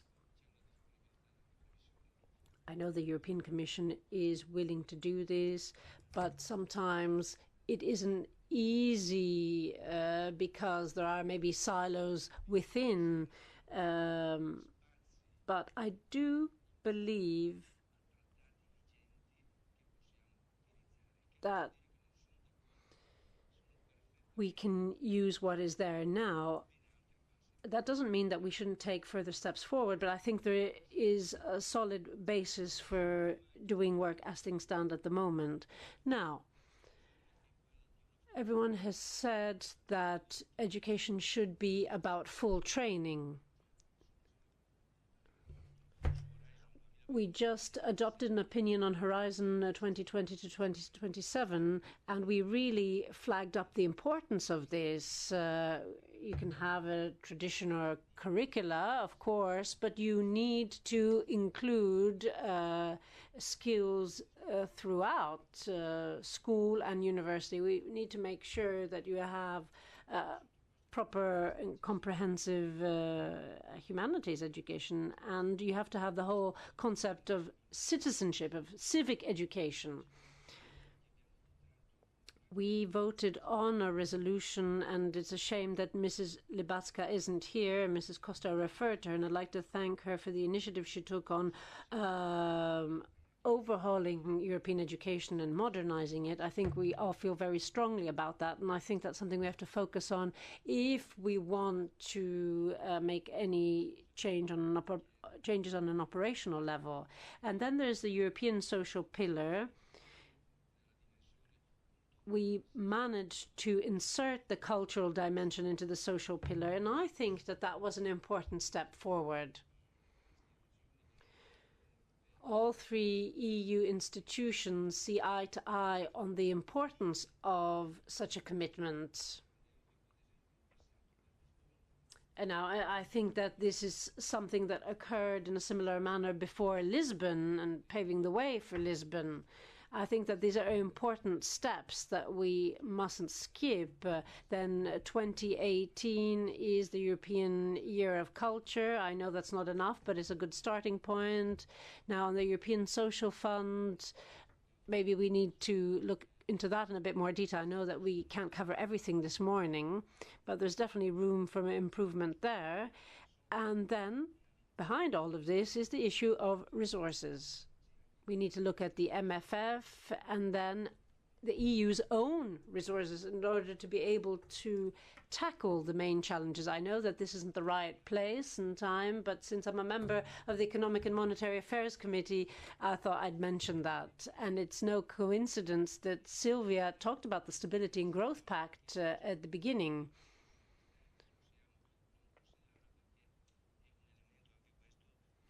I think that this is something that we really need to mull over and that the member states need to look at as well. I know that the European Parliament alone can't resolve this issue, so individual member states need to think about this as well. We talked about the importance of a European education area. I think that's an important strategy in our agenda. If you don't mind, I'd also like to say that maybe we should pay a little bit more attention to vocational training. I'm saying it for a wide raft of reasons, but let me tell you that if you take the cultural and creative industries, which is the sector that really takes on so many young people, we're talking about 20% here, and yet most of the people here are young people who have only gone to school, who up to the age of 15, and then maybe move on to vocational training, and then you also have a lot of people in tertiary education. So we have to think about the labor force dynamics of the future. This is something very important and something that sets you apart as well. Now, volunteer work. We need to think about what this means because volunteer work is free, and this is a cultural element that we have to take on. We have the European Solidarity Corps. I agree with many of the aspects, but the text, unfortunately, is quite ambiguous on the aspect of payments. So I think that we need to make sure that we have resources where they need to be, and let us not create additional difficulties, because I don't think that we will benefit from a lack of clarity. I don't want to point the finger at anyone. I'm not saying who's responsible, but I think it's important to mention it, and I'm also addressing the European Youth Forum when it comes to this. I think it's very important. Luigi, also for the last consideration, I totally share with you. Now we change. Yes. Because I imagine that you will speak for the second panel, because we are very late, Julie. Okay. One sentence. Meanwhile, we can change. No. I just no troppo.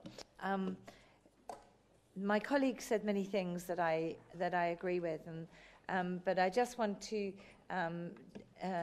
make people aware that if we're going to tackle all the huge challenges in the future in terms of the digital agenda, automation, robotization, enforced leisure, early retirement, lifelong learning, lots of issues about how we spend our time, I would be very interested in the Commission responding to my continuous requests for a European occupational literacy strategy.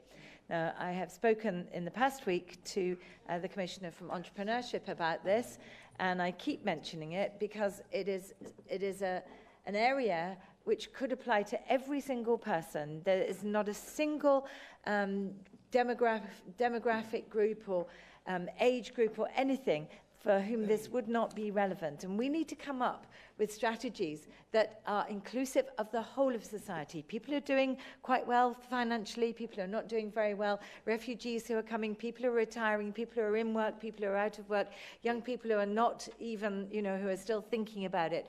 But if we all know how to spend our time better and we feel more in control of that, then actually lots of different policies would fit together.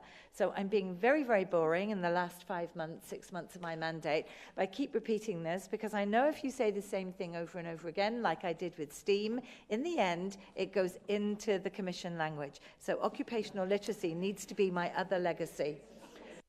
Brava, Julie. Thank you, Julie. And so, thank you for the panelists. Thank you for your contribution. And now we change the panel. I invite the... Silvia, we have still questions with It's up to you, sorry. So maybe you can stay a little bit more, because we have some questions from the. You can also use these ones if you really need to speak. You can use the orange one or the green one if you don't need to speak so much. Yes. So we got the first question over there. Yeah. Let's pick up the 3 questions. We are very late. So 3 people who are the fastest now. You can go on. Yes.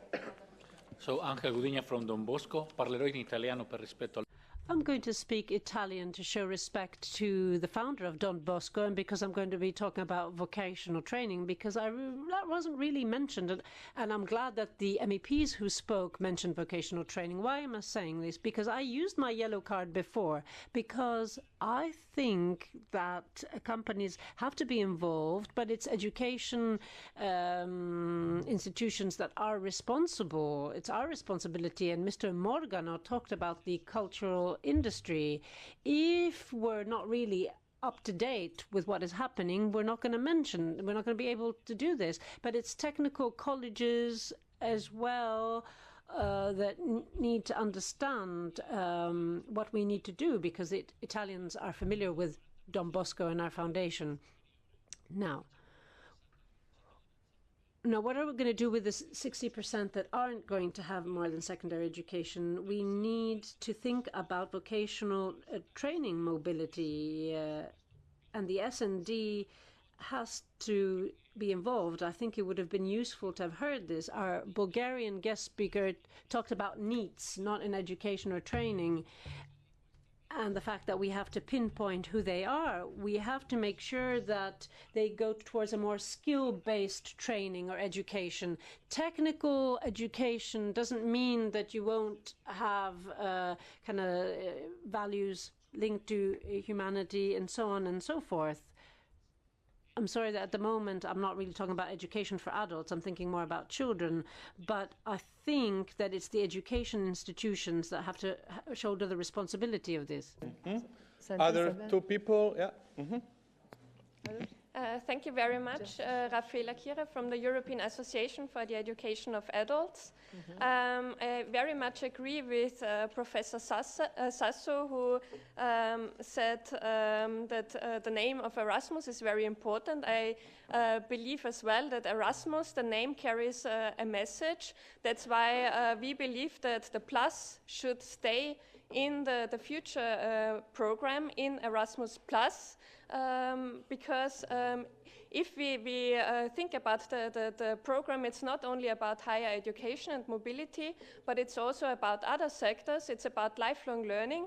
And if we want to have an inclusive character of the new program, then it means also including adults, for example. We didn't mention them so much, particularly non-formal adult education. If we want to reach out to vulnerable groups, from disadvantaged backgrounds, but also from non-disadvantaged backgrounds. Particularly if we think about citizenship, then we need to include that. This is about strengthening also democracy, about strengthening community learning, and other aspects that we need for a good program. Thank you. Thank you. May I respond to conclude? Can we pick up another question and then, yeah, please? Okay, thank you. So my name is Clara Tini. I'm representing actually Italy at the Young Leader Azam Summit, but I'm very happy that I'm here because I care a lot about education, working at the London School of Economics as an academic officer for the SEFTA project. I wanted to also address to Professor Sassa, really glad that you mentioned this quote that the Erasmus actually is for the elite, and it's true. And I think, unfortunately, inequality is increasing in Europe a lot. It's just not about affording Erasmus, but it's also a lot of people cannot afford a first degree, a master's degree. And also, if you want to achieve a leadership position, you also need to be able to attend, let's say, like the College of Europe. I saw the colleague, it's smiling at me. And for example, I'm Italian, and I can bring your example. I was selected for the College of Europe, but my Ministry of Foreign Affairs didn't give any scholarship for this year.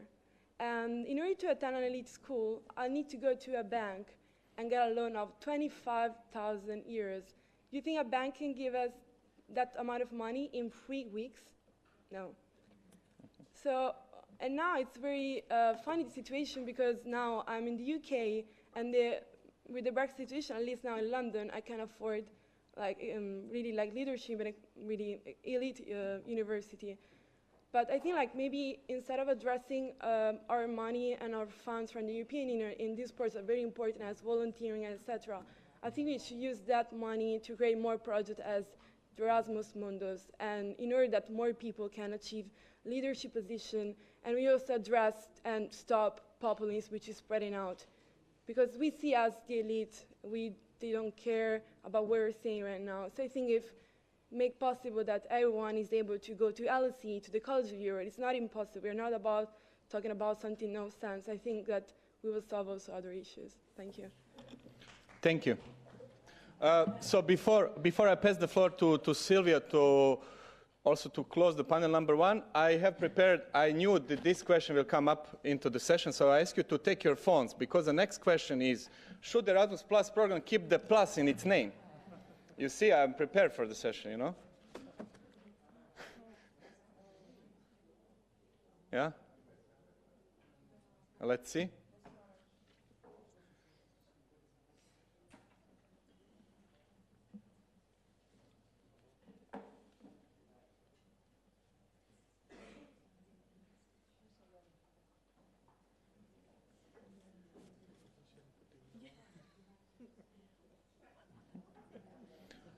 Okay.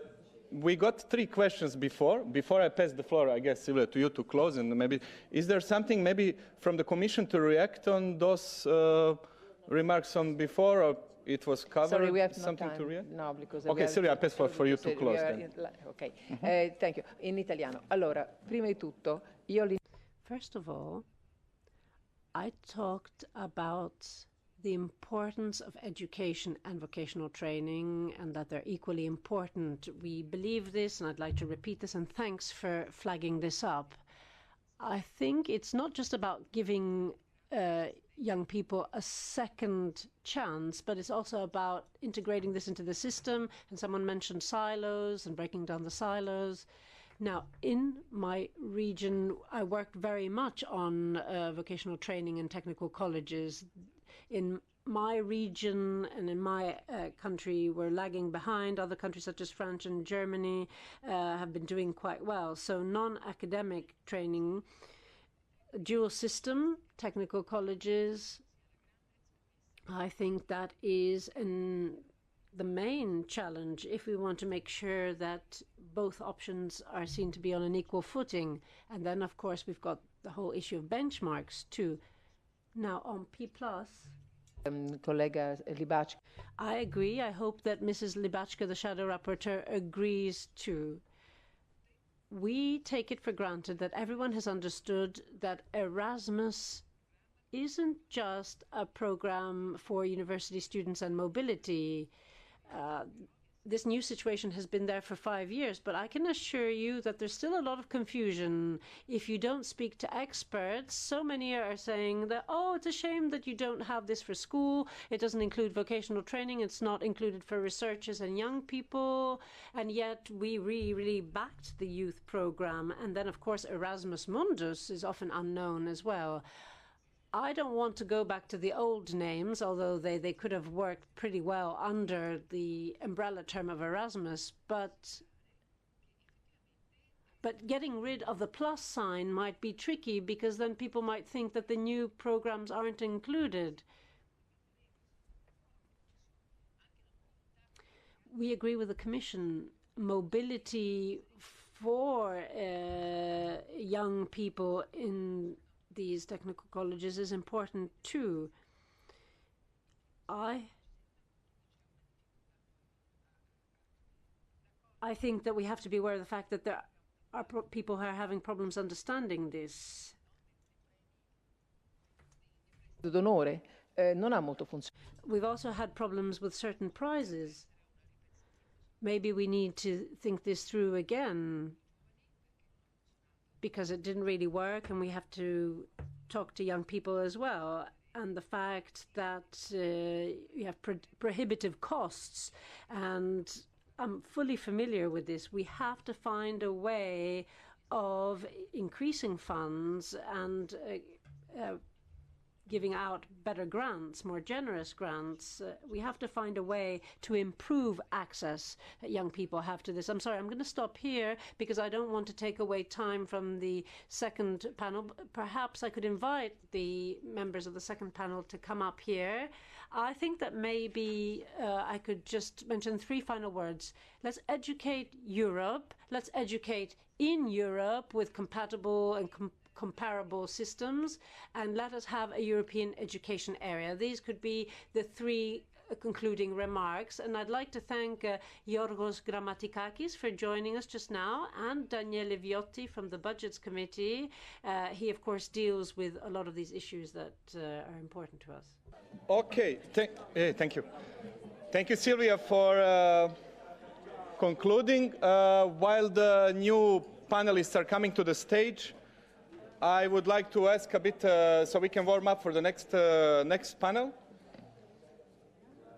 Yeah, so for this one, I would ask you to take your voting cards again. It's a lot of voting today, so yeah. So we start with, again, the tricky question like before, because the panel it will have to do with the culture, creativity, and media resources for development, inclusion, and innovation. So I ask you to, again, to use your red, yellow, or green cards. And the statement is, the culture is the best tool to promote European citizenship. If you think the answer is yes, the green one. If you think the answer is no, then the red one. Or the yellow if you're not sure, like so-so. Okay, so we got, let's say, the majority of the people or the delegates in the room say it's the green one. Still keeping green one in the air, Mr. Ward. Thank you. And we got some yellow ones. So I guess those people have either a different opinion or maybe would like to hear more our panelists. So I pass the floor to Silvia to introduce the panel and also our panelists. And just to warn the panelists, I will give you the sign as before. So it means you have 1 minute to finish. And this time I really need to keep it strict because it's a second panel and usually people are more sleepy in the second panel. So we need to be really brief. Yeah. Silvia, please. I will introduce in a very, very briefly way. Italiano, grazie per essere. Well, thank you very much for attending. I should particularly like to thank our panelists who I shall be presenting. I should also like to thank the Commission and other colleagues who have come today. Dukakis, for example, who is a culture rapporteur for the new important European Agenda for Culture, which is much more holistic than before, and which for the next years depends a lot on the proposals which Parliament has put. And we have got a lot of good results this year in our work on cultural issues. So this is something which goes beyond the European year and is intended to provide continuity. I should also like to focus on the importance of our programme, cooperation in development, and also on the cultural features. These are things that we talked about very briefly relating to last year. We talked about these with colleague Brock in the Foreign Affairs, and also Viotti here, who has been very involved in this issue of culture. And I think we've seen a lot of consistency here, and you've been fighting hard, and I'm sure we'll continue to do so for our objectives. We want to get the necessary resources, and we want to ensure that the cultural element is integrated much better into European programs. So we shall now go on to our panel, and I think that when we are looking at the issue of culture, we have 3 or 4 points which I would just like to air, and then I'll give you the floor immediately afterwards. When we're looking at the 10 Juncker priorities at the beginning of this legislature, we didn't see culture as such. I think that the major piece of work which has been done, and I think that nobody can say otherwise, is that we are now focusing on a strong relaunch within our committee and beyond of the cultural dimension of European projects.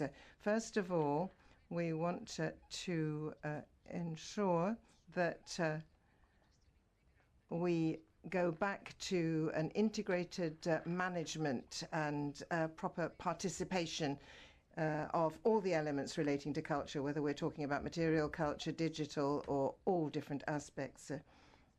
We want to make sure that we're looking at the concept of belonging to Europe. We're also looking at its culture as part of the wealth of Europe. And also, I think that culture is also something which provides incentive to sustainable development, to our economy, to many other things.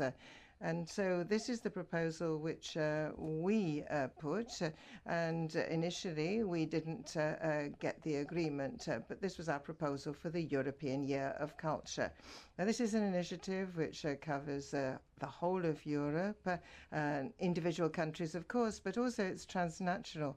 And it's a way in which you can read about the cultural side of things within the context of much broader issues. We've got the national coordinators of the year, and above all, And I think we've ended up with 19 DGs of the Commission which have incorporated something of this. We've heard about the silo approach, and today it's a sort of tender, if you like, that's going out. And for the first time, the Research Commissioner, for example, was talking about research culture and digitization, which goes together, not just in a university context, but throughout the whole of the education system. This is very important. And we looked at this new strategy together, and we looked at how we could work together on culture and education in all our European international relationships. We have got the programme which has been outlined by our rapporteur, and I think that the cultural sector is very important. It's incorporated many of the issues that we raised, looking at culture in its broadest possible sense, looking at things like design, as has already been said, and also things, but much more of a sectoral approach, and also new programs related to professionals, to artists, and others. Also, we're looking at creative enterprises, cultural enterprises, making sure that they are fully incorporated into all our work as a sector which provides new jobs. We've heard that 60% of the GDP, approximately 6 billion, is involved in this. And I think that this area is something which is very promising. Cultural issues, innovation, for instance. So we have put the proposal to have this incorporated into Digital Europe, into EU Invest, Invest Europe, and also Horizon 2020, which sometimes seems to be not giving enough space to culture and research in the cultural sector, and also, of course, the digitization of culture. Perché chiaramente questo si lega. I'm not going to say much more because we've heard about this before. We've heard about looking at culture beyond its normal sphere and the integration of cultural issues into so many areas. This is a very major challenge which we have before us, and I think this will make sure that Europe has a cultural dimension. So let me close on that note. And I've just, I think, thrown out a few important points which you can mull over. And now, on that note, I should like to give the floor to our first speaker, whom I should like to thank for coming here today, and who is Rosa Perez Monclús, Senior Policy Officer of Culture Action Europe. I imagine that you know her already.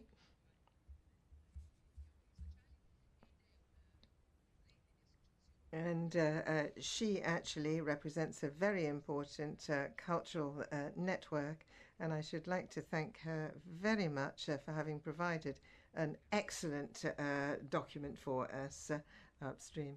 Yes, and the group for inviting Culture Action Europe to this panel. It is true that you often don't have spaces to reflect on future cultural policy, but I guess that to do so, we need to start by the present and to see what we have achieved in the current legislature. A lot has happened, and as you have mentioned, we have celebrated the European Year of Cultural Heritage. We have a new proposal for Creative Europe. We have a new agenda for culture, and we have witnessed a battle over copyright that we never seen before. Yeah. So, if we start by the European Year of Cultural Heritage, what we have seen is a brave approach to include more intangible heritage, living heritage, digital heritage, very important to approach it through a fair and ethical digitization of cultural heritage. I can go a little bit more in detail if you want on this. And, but maybe what we have failed to do so is to be brave, to tackle those parts of our contested shared heritage, because heritage can be a source of cohesion when we approach it critically and constructively. So this is perhaps something that we must ensure that goes on and lives on in the legacy of the European Year of Cultural Heritage, hand in hand with more traditional approaches that relate to the built environment. We would absolutely agree that one of the successes of the year has been its governance model. So here what we would propose is to build upon it and expand it to the whole of the sector and beyond. This means that we need to work more with our education colleagues. We need to work more with our colleagues in external relations. We need more STEAM. We need hybrid research. And in the face of Brexit, we also need to include third countries. Why we need this new governance model, as it has been said before? Because in a process of cultural mainstreaming that we all agree, we must say that we haven't been great at piloting the process inclusively. That means that when you look at the new generation of the next programs, you do not see a holistic coverage of all the cultural and creative sectors. Normally, either you have heritage or creative industries, but of course, this is just a fraction of the whole sector. So these governance structures could help to be inclusive. Perhaps one of the things that the Parliament can do in the next Parliament is to expand the CCI intergroup, the whole CCS, and work with other committees since the beginning.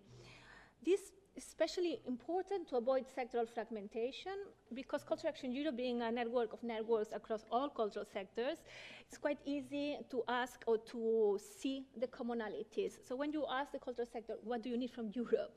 They tend to respond skills, data, mobility of cultural workers, but also of cultural works.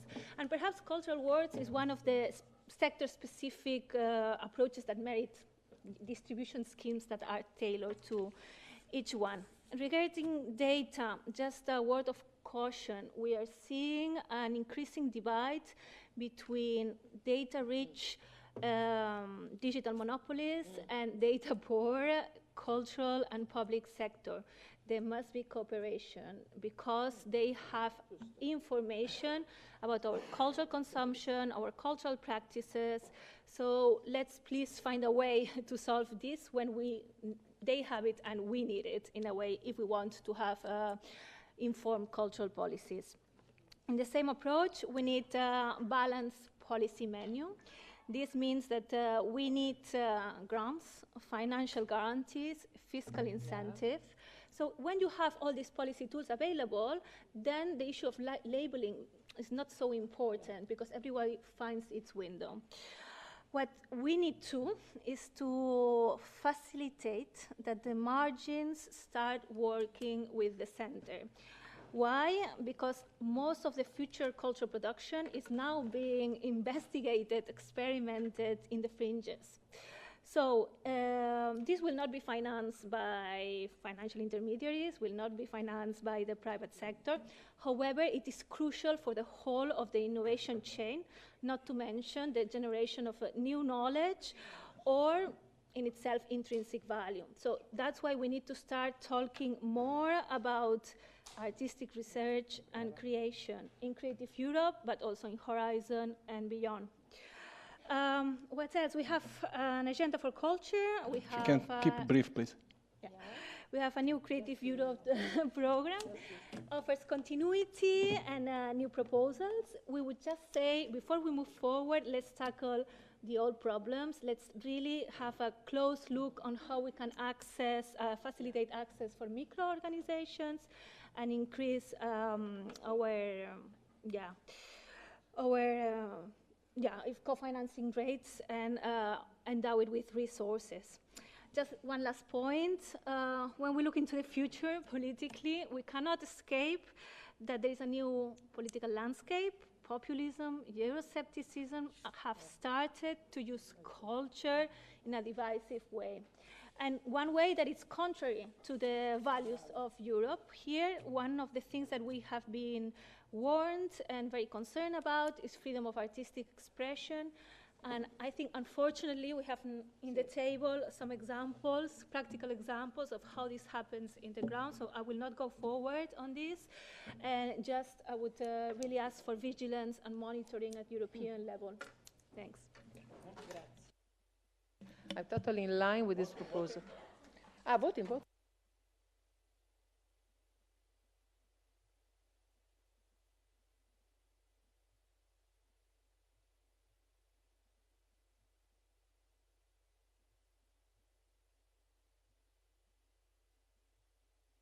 Is director of Museo Egizio di Torino. You know that is one of the largest important ancient museum in Egyptian museum in the second in the world, no? First in Europe.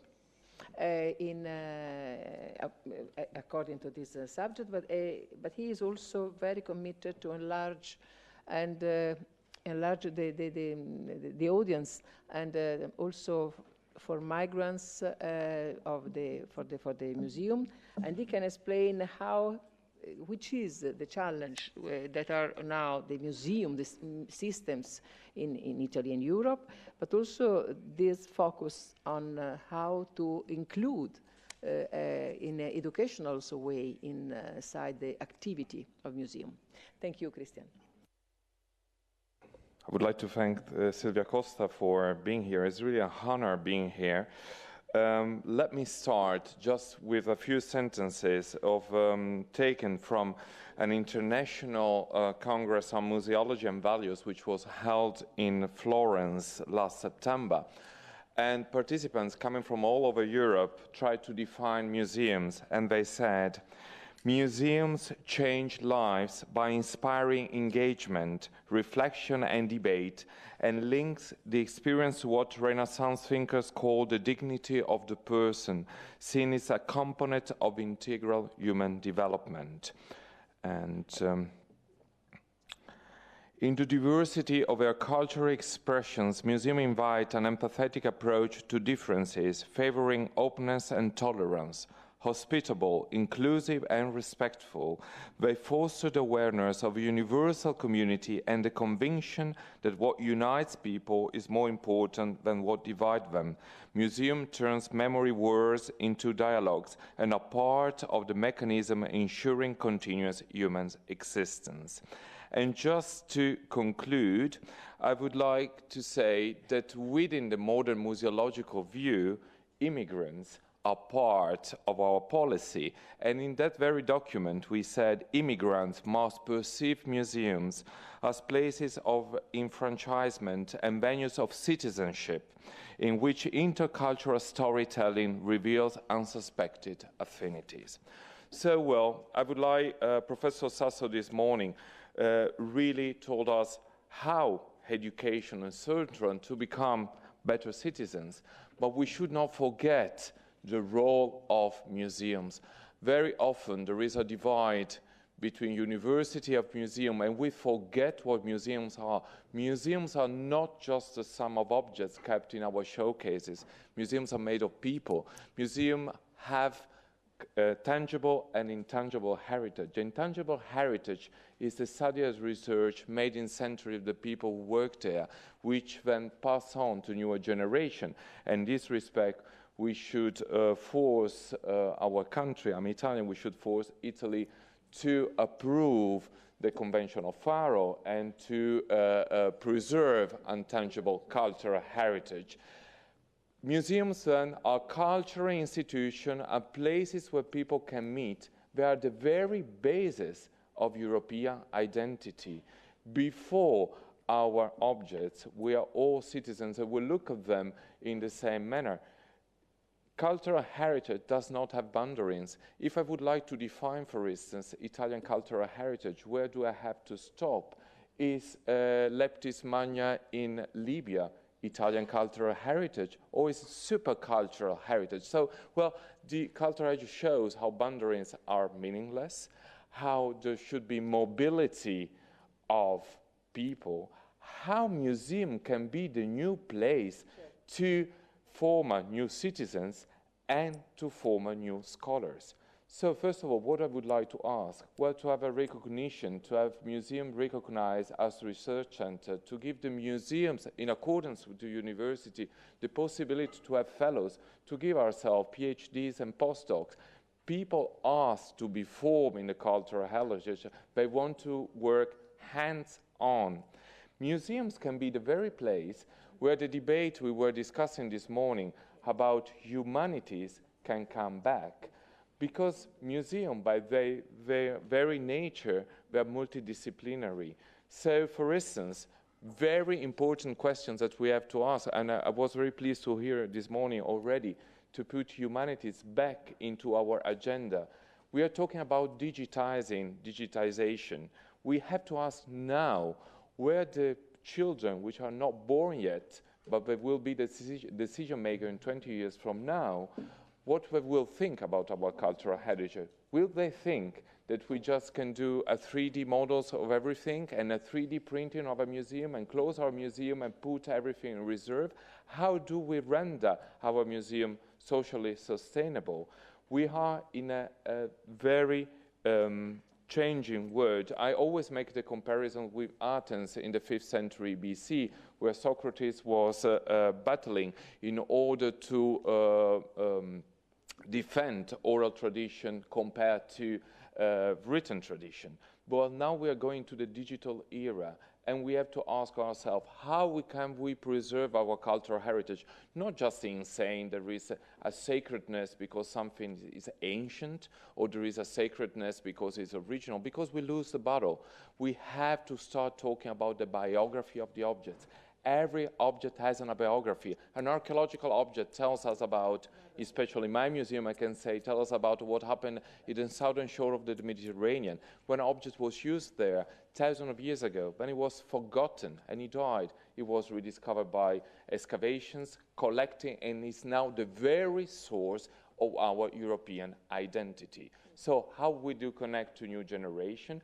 How can we develop innovative research with archaeological cultural heritage, not forgetting the landscape within Europe, and how can we form citizens within our museum? So mobility of people, somehow also mobility of cultural heritage, and I really want to end with something that I experienced in Italy and in Holland, because I'm myself the product of Erasmus, and I'm very proud that I had an Erasmus that brought me to the Netherlands. I was supposed to stay there 7 months, and I ended up staying 17 years. So I didn't have the post-Erasmus trauma because I grew up there.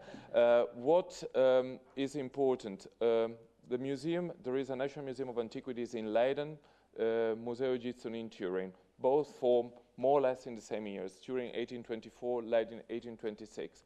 In both museums, I found very important letters written to the kings in saying, our countries need to buy this collection from Egypt. Only if we buy this collection, we will be a great country. And in Italy, in 1819, Prospero Balbo wrote to the King of Sardinia. Italy did not exist at that moment. 42 years later, we will be unified. And he said, you need to buy this collection. Only if Turin will buy this collection, Italy will be a great country, because we will have the first collection of antiquities in Rome, the first gallery in Florence, and the first Egyptian museum in Turin. We have to go back from there. And they gave 75% of the annual budget in order to buy the collection. Well, needless to say that investment in culture, but linking the culture with research and linking the culture with forming the citizenship. And I would like to remember the Rijksmuseum in Amsterdam invited all the new elected member of the parliament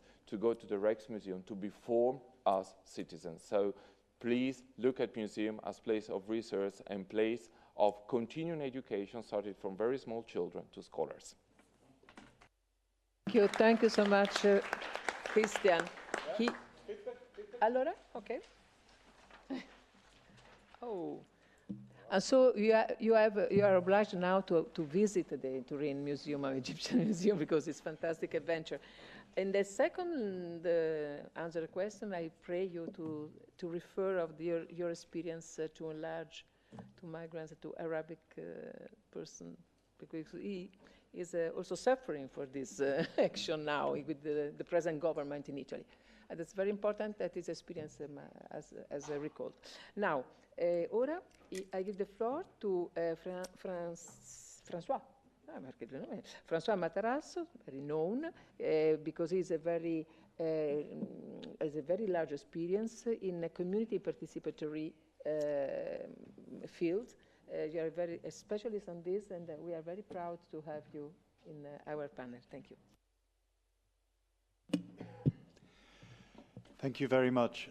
Before I start, I just want to say it's, for me, it's particularly important being here to affirm my sense of a European cultural identity as somebody who's living in a nation which is turning its back on that.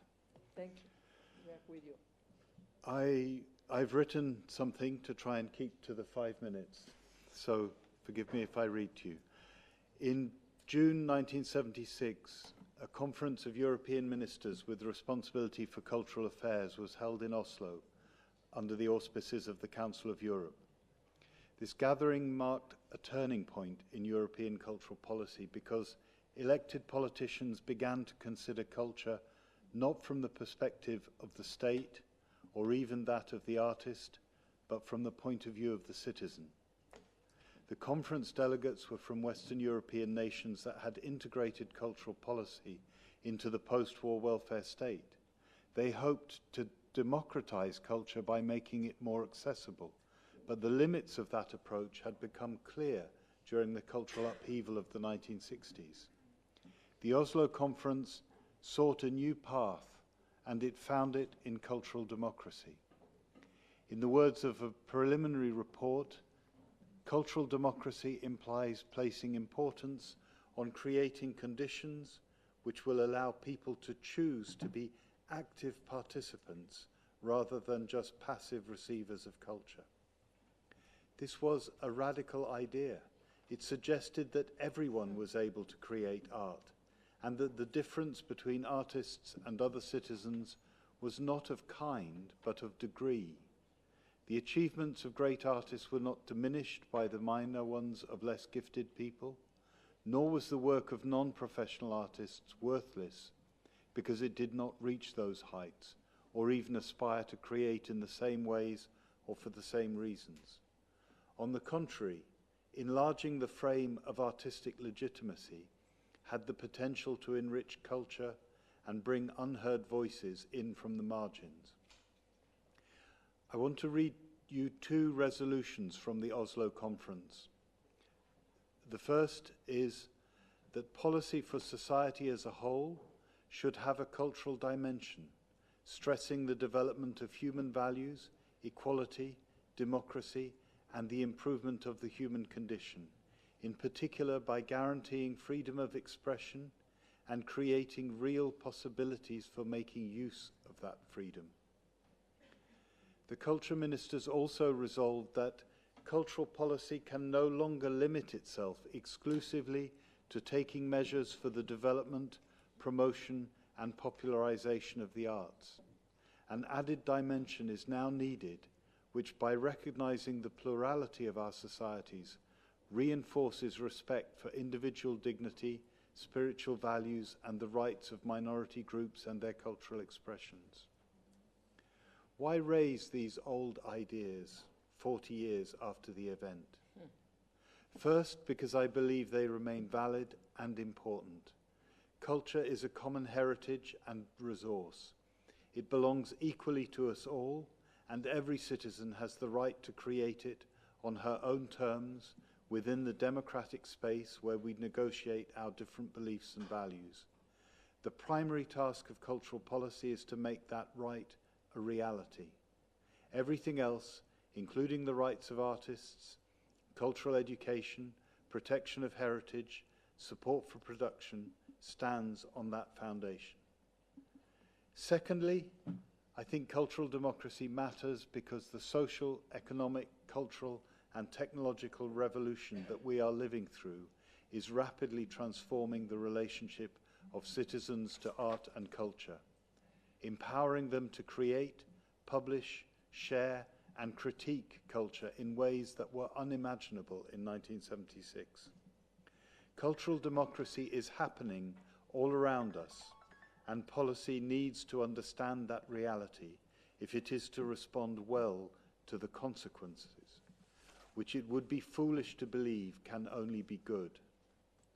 The cultural interests of citizens are not always similar, nor are they necessarily synonymous with those of artists, cultural institutions, or commercial producers. The voice of minorities, specifically recognized in the Oslo resolutions, remains marginal, and those who cannot represent themselves in social space are always more vulnerable. It is only democracy, with its faults and weaknesses, that can help resolve these tensions and competing interests. 40 years after Oslo, Europe is a very different continent, facing equally different challenges. If culture is to be a source of strength rather than division, it will be because its elected representatives have found ways of making the principles and values of cultural democracy a reality for all citizens. Thank you.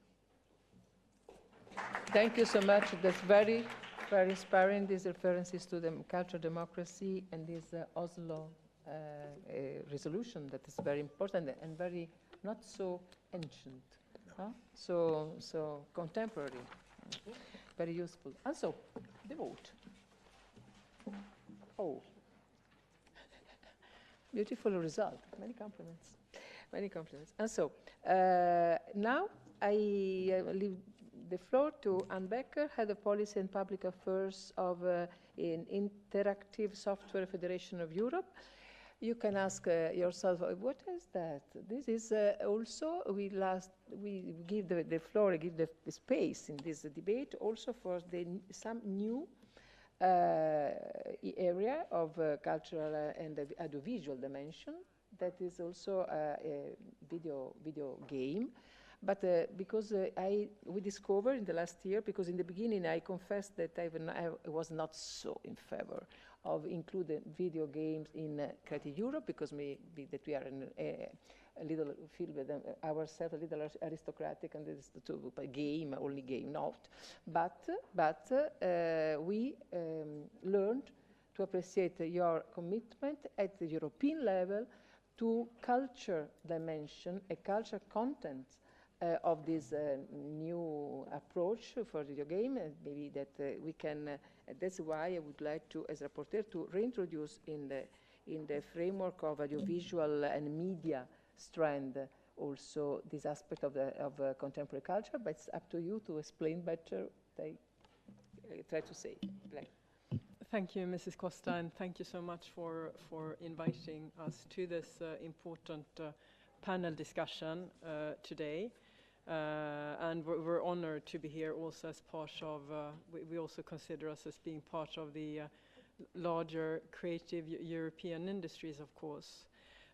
Just very briefly about ISFI, because many people, when you say the name, are not really sure what it represents. So as Mrs. Costa said, we represent the video games industry in Europe. Our membership covers national trade associations across 18 European territories, and we also have some direct video games companies being present as well.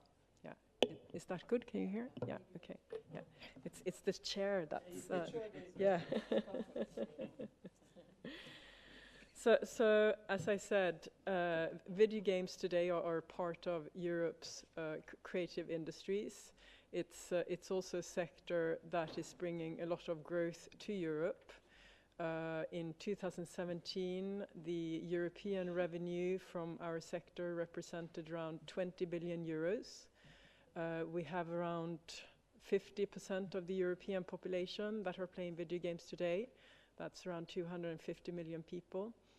I think the typical stereotype when you speak about video gamers today, you can say that no longer longer applies. The fastest growing age group is the age group between 45 and 64 years old.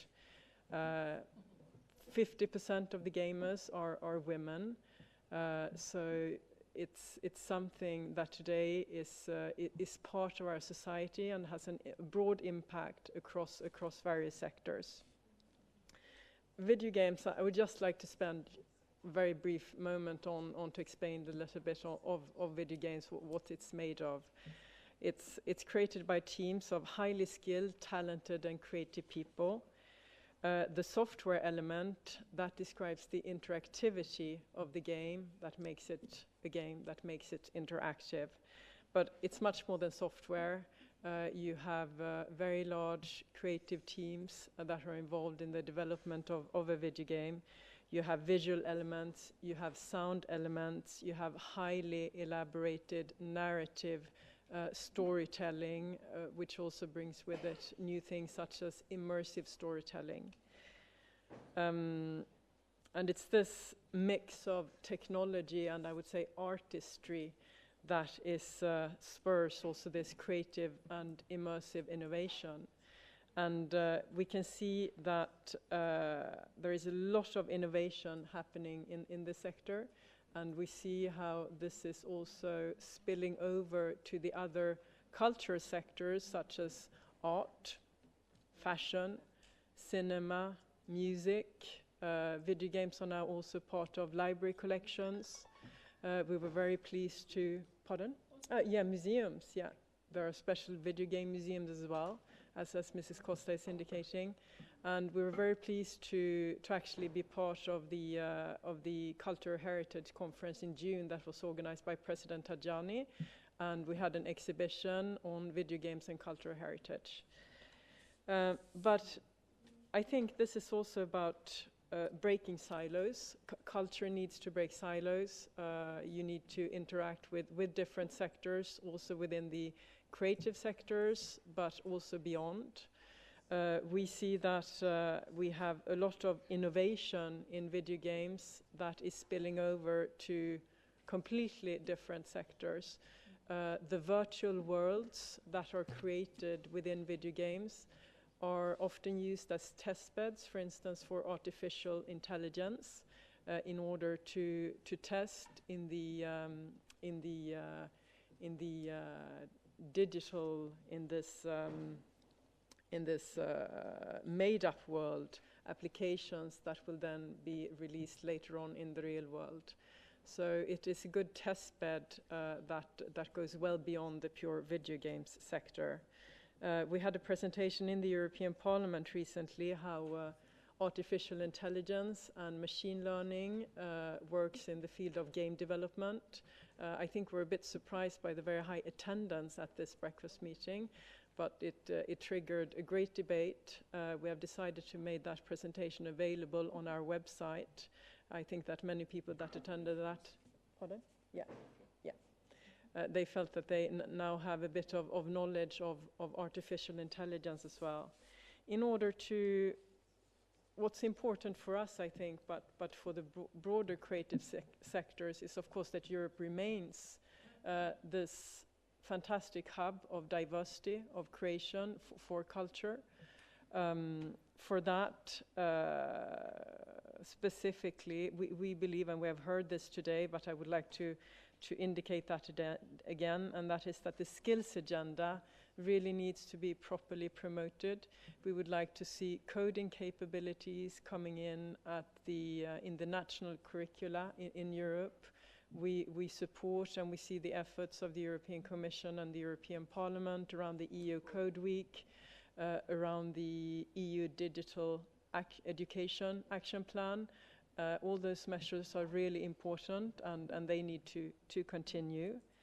Something that is also important in this digital world today is, of course, media literacy. Is media literacy, and we believe it's important there to promote that further, especially in the digital environment. And finally, and this is my last point, we need incentives that support the development of video games, whether that is at European level, through the Creative Europe media program, through various policies, but importantly, this also needs to happen at national level through various incentives, whether that is through policy or tax incentives. So, thank you.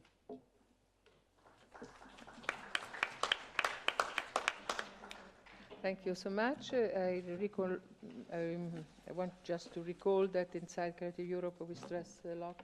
Sorry. Yeah, Right. can we Vote, see again? vote, sorry. Vote and so then Silvia. Okay, thank you. We put in a very in a better strong way the media literacy, maybe also coding maybe can be recognizable competence on this. And absolutely, I share that the digital action plan for us must be more focused also on cultural and audiovisual competence, and so I agree. Thank you so much. And now, the pleasure to give the floor to Honorable Roberto Rampi, Senator and National Responsible for Culture, Department of Democratic Party in my country. It's up to you, Roberto. Sì, innanzitutto... Thank you very much. I apologize. I'm going to speak in Italian. I thought about it long and hard, but I decided to speak Italian because I think that we need to have language diversity, and that's something to think about. It was a pleasure to hear other Italians speaking excellent English, which is good because usually they don't have that reputation. But I would like to start off by thanking Silvia very warmly for all the work that she's done over the last few years and the work that all the Socialists and Democrats have done. But we know that really Silvia has focused on this greatly and done a sterling job. And she's talked about European cultural investment, and that is something that we really needed. And I'd like to thank you very much for inviting me to this seminar. I think that so far it has been fantastic. We need to have a very clear picture of the battles ahead. There are a series of battles that go together. One is the fight for the value of culture. So what is the point of culture? Why is it useful? There are many who thought that this was an elite-type investment, something ancillary, maybe a beautiful object, if you like, a beautiful jewel that you can do when there are fat cows, but when you're living in lean years, then you can't. But I think that's a very dangerous idea that many still have, and we've seen it, but let us have a very clear idea. We all agree, but unfortunately we're only a handful. In the outside world, there are many who don't agree with this, with us. Then there's another idea that's emerging, that culture is a very important economic sector, that is something we can tap into, that it's a source of future jobs. But I don't I don't agree that culture should be something untouchable and angelic that shouldn't be tainted by money. But we're not just investing in culture because it is an economic sector. That's not the reason. I think culture holds the key to democracy. You talked about the 5th century, and you talked about where democracy was born, and democracy was born in a place where people had to go to the theater. If you were a citizen, of course you'd go to the theater. Theater is one of the symbols of democracy, but the same could apply to a museum, a library, and even a video game.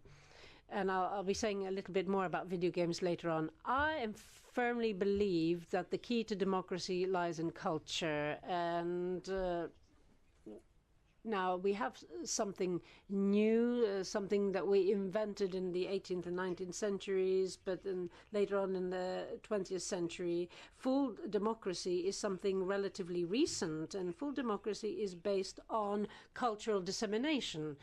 if you don't have cultural dissemination, if you don't have critical thinking, if you don't have art, not just culture based on the logos, on the word, then you don't have democracy. I'm saying this because that is where we are at the moment. We are in this dark corner. We're starting to lose cultural dissemination, and therefore democracy is suffering. We have human rights activists here, and I've been working with them. I'm saying this because we're fighting for human rights, the rule of law around the world, and even in Europe. But this battle is a cultural battle, because if there is it's only a minority of people that think that human rights are important, then it can be a fantastic battle, but it will be an elite battle. We need to involve the people. It's not just... I heard what you said about museums. I used to be a deputy mayor, and I opened a small museum in my small town. And what happens in my museum? Two things. First, you have a room on origins, and when it comes, we have a grave which is linked to our origins, and a plate from Algeria. I didn't make this up. These are our origins. So migration and permanence was the name of the first exhibition. Mediolanum is a place that is a crossroads that brings us together. Now, I think that this is a political battle, and this is what Sylvia said, and she's understood this, and this is something that our political parties have to carry out, and the S&D group has to carry this out, and this has to be the battle that pro-Europeans carry out next year.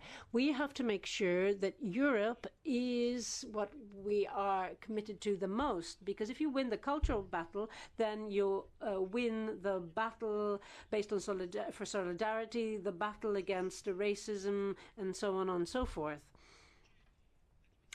If you don't have this cultural dimension, then we won't be able to win this battle, and then there'll just be rearguard battles. We have to make sure that we become fascinating again. I think that Luigi Berlinguer even uses the word erotic. I don't know, but that is why I used my yellow card earlier. There was one opportunity when I did this, but education is vital, but education needs to meet art, it needs to meet all cultural areas, and as Luigi says, it has to become erotic. It is not a duty to go to school, it is a pleasure, it is fascinating, and we have to make this appealing for young people. If Europe still has one role to play in the world, this is the role it has to play, and that has to be our main battle. Conclusion then this. Bravo, allora, voti. Bene. Meno male. Oh, that's a good sign. Adesso andiamo a convincere gli altri. We have to take a picture of this vote. And so, adesso dobbiamo convincere gli altri. No? We have to convince the others. And so thank you so much, Roberto. I totally take in consideration your proposal. Is also my personal deep thought that we have to consider culture the basis of not only of democracy, but also of our battle for Europe. And that's so connected.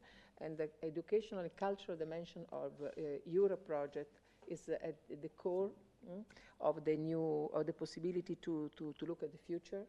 And also, as our colleague, as Julie and you recalled before, when you say culture, we want to maintain, to continue to have this cultural bridge independently of what happens in Brexit. But I know that more and more of complaints of terrible worry about Brexit to us come from university, culture, artists, and students, Erasmus and so on. They feel themselves lost because for them it's normal, the European dimension, and to share a common culture also in diversity. And that's a very terrible but also important message that we received by you, and thank you for your words at the beginning. And so. Okay, so we have the session supposed to be until 12:15, but we got the extension to 12:30 because there is also another event after. So it means we have still 20 minutes for some interventions from other MEPs that are here in the first row, as well the European Commission. So I would like maybe to start with you, because there have been already several ideas. So maybe you could make a first reactions. Today we have Barbara, that is the head of unit for Creative Europe, the European Commission, and as well Gabriele Bertoli, policy officer for audiovisual industry and media support programs, also from the European Commission. So maybe some initial thoughts on what has been said in the panel. Then we can see if there is additional question for you. I don't know the time that you have because, can we change a little, because also it's better also the Commission also replies also to our maps, because they are just maybe in a hurry. I would like that now we can give the floor before to Georgios Grammatikakis, if we have the issue with time, we can also European Agenda for Culture, and also Giulia and then Viotti, but we can also alternate a little. Okay. So let's let's then go with the other MEPs, and then the people from the Commission you can answer. Then we can get the ping pong at the end. Dialogue. Okay.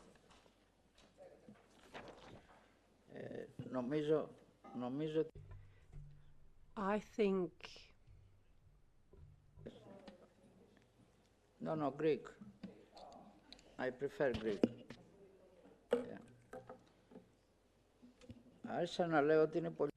I was just saying that today is an important day. Both panels were very interesting. I was impressed with the presentations, but I was just puzzled by the fact that everyone was using a green card. I wanted people to object. I didn't understand why there were objections. I'm going to express some objections, albeit mild ones, to what we've heard. Now, Mrs. Perez, I'm not quite sure I understood what you mean by holistic coverage. Maybe holistic coverage means a drop in quality as well. It's very difficult for culture to include anything and everything in this sad planet. Now, what impressed me in your presentation is that you said that there are more difficulties with access and that the problem is becoming worse. Perhaps you could give me a little bit more information on this. Now, we also heard from Mr. Greco, and his presentation was an excellent way of defending museums. You even convinced me to go to museums that I've never set a foot on. So because of your presentation, you've won me over. But I haven't quite understood how you're going to get migrants on board through museums. As far as I understand, the problems that migrants face are huge, and I can imagine that the last thing on their minds is how to visit a museum. So maybe you can explain. And then having humanities and come back and have humanities as studies be as popular as they used to. Yes, I understand, but it might be quite difficult for that to happen at the moment. And Mr. Matarazzo reminded us about Oslo and what happened in Oslo.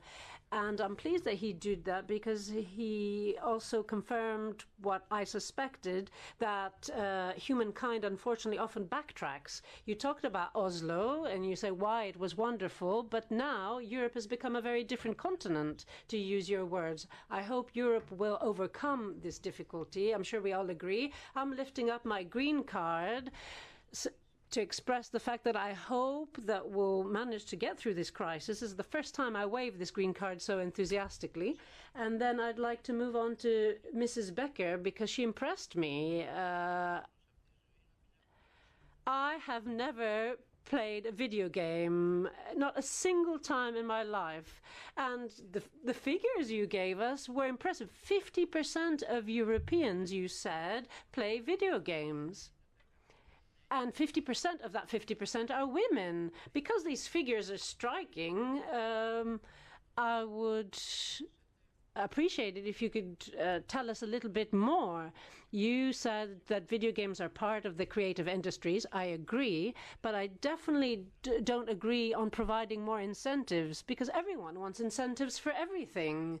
I think that the video game industry is flourishing and is healthy enough, so I think it just needs to improve its quality. And again, for the third time, I'm confessing that I am complete ignoramus when it comes to video games. I'm uninitiated. Now, I also liked the last presentation. It was about battles. Mr. Rampi, I'm very much in favor of fighting the battles that you referred to. Fortunately, you didn't confuse the economy with culture, as is often done. A lot of people muddle up the two and mix up the two. In fact, you said that we shouldn't do that. And I liked what you said about Berlinguer. I didn't know that. He talked about the idea that we have to be charming. I don't think I'm charming myself, so that's why I'm going to stop here. Thank you very much. Bravo, Georgios. Yeah, two of you would like to speak now, right?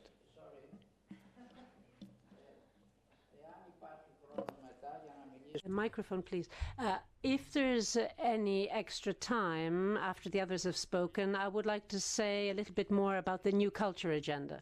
Assolutamente sì, absolutely. Of course, of course. Είναι πάρα πολύ σημαντικό. I think it's extremely important, and I think it's very encouraging that the European Commission is trying to come up with a long-term idea and a long-term program for culture. I think that all the planks are important, but we're not going to be able to do that without any money. That's what the ancient Greeks used to say. You can't achieve anything without money. So we want to enhance all the areas of culture financially. But I don't have time to go into details, but let me say that the new agenda on culture is a good guide for a better Europe. I'll leave it at that. Thank you very much. Yeah.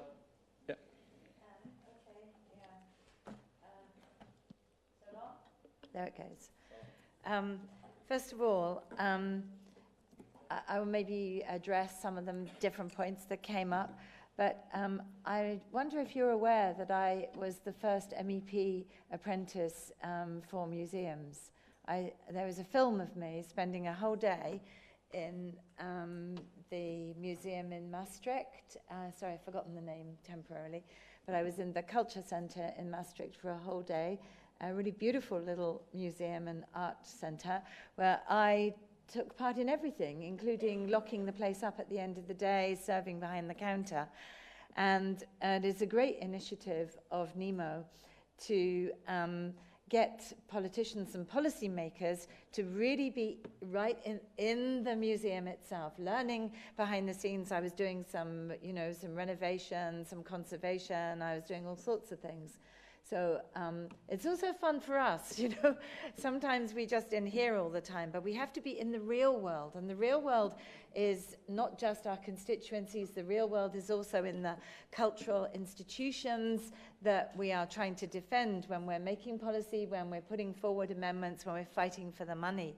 So I would advise all of you to look at that program, to look at that little film, to get it out there and to try and encourage other MEPs in the future to do what I did. But I want to go on from that because arts and culture can happen in many, many different spaces, and that really wasn't talked very much about these other spaces. Libraries are a great space for arts and culture, and our libraries are under attack. Certainly in the UK, austerity measures have meant that many libraries had to shut down. And we have a very good proactive libraries for EU advocacy group here that Ilona Kish runs, but we are seeing back in our own countries a real close down of these open common spaces where people can come together. I would say safe spaces. The libraries that I know about in the UK are open for people who are homeless. They're open for people who can't afford to put their heating on. And while they're in these library spaces, they can participate in a whole range of really interesting activities that are using incredible archives and resources. So we have to talk about other spaces. And when we're talking about other spaces, we have to talk about the outdoors too. And I was really proud that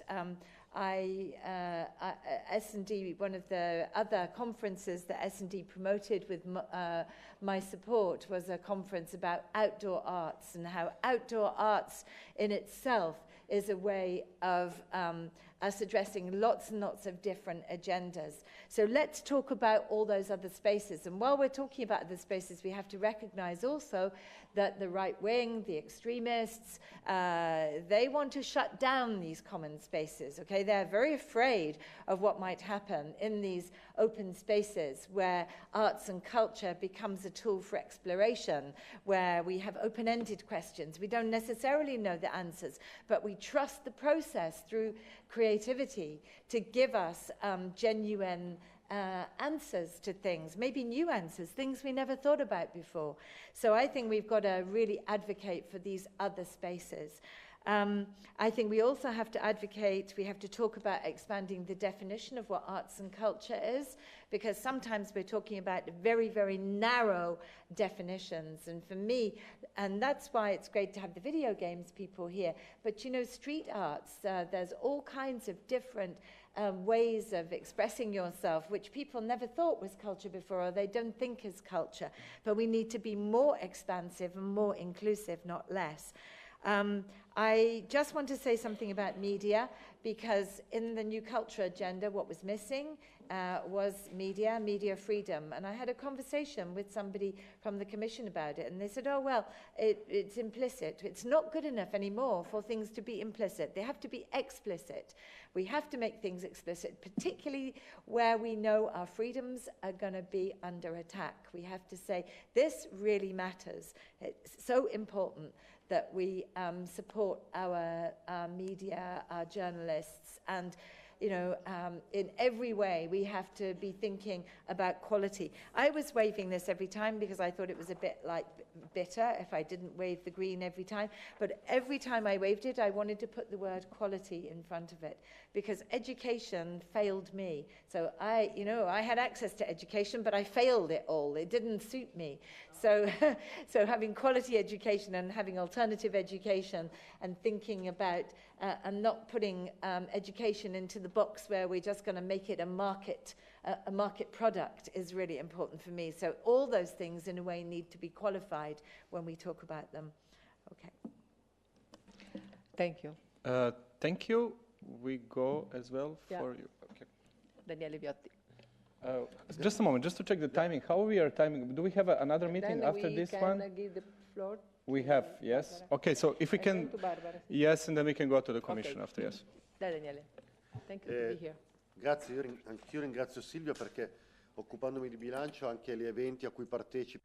Thank you. Well, I should like to thank Sylvia as well for her points, talking about things which have been going on in the European Parliament and outside, and looking at this thing in balance, also referring to budget issues. Now, very quickly, there are a couple of points I'd like to make. I'm convinced that this rather surreal debate that we're seeing in Europe, I met Roberto Rampi a short time ago on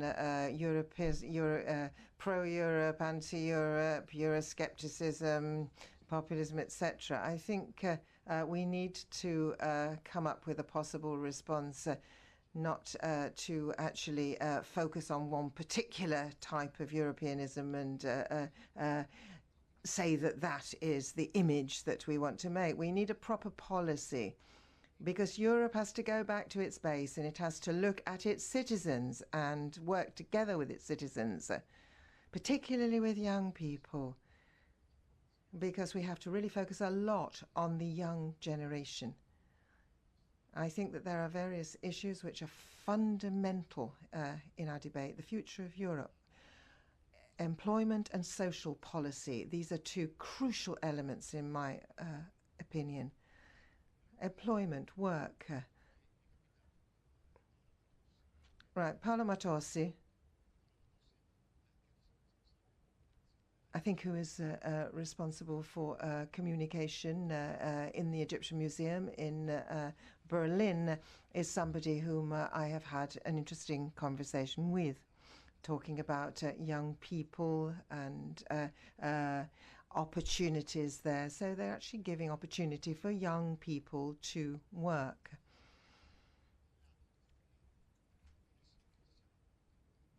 I think it's absolutely crucial that we have work for all, by all, and education is the same, education for all. So it's important that we ensure that disadvantaged young people get access to educational resources they need.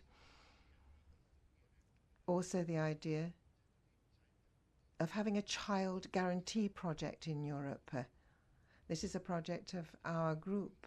We want to guarantee certain things to children. We need to combat poverty, not just looking at the issues of having enough to eat, but we also have to be looking at culture and education. It's not just food and other basics which are at stake here. And we need to link economy to culture. We need to invest in this. Because if we do it properly, we do have positive economic repercussions. We need to invest in Europe, in culture. We need to bring Europe back to its values and its roots. Thank you. Thank you very much. Then I would now go finally to the European Commission. As I already said before, Barbara is with us here as well, and as well Gabriele. So there are a lot of issues, so please, if you can answer in a very short time. I know it's a challenging moment for you, but that's the life of Commission usually. Yeah, what we can do. So, thank you very much. First of all, thanks for inviting us, and I think it's fair to say that I have also been very inspired by all of the interventions on the panel and also the interventions from MEPs. And this is not now the place to justify what we have proposed, but just a couple of words on how we see how at least the program that we have presented in May and also the new agenda for culture are actually in line with a lot of what you have presented today, but I think some of it can actually be more forcefully still be figuring in our proposals, and this is why I'm grateful, and it comes really timely, this meeting. As you know, we have proposed to increase the budget. We're very happy that the Commission decided to increase the budget, which is already a good sign.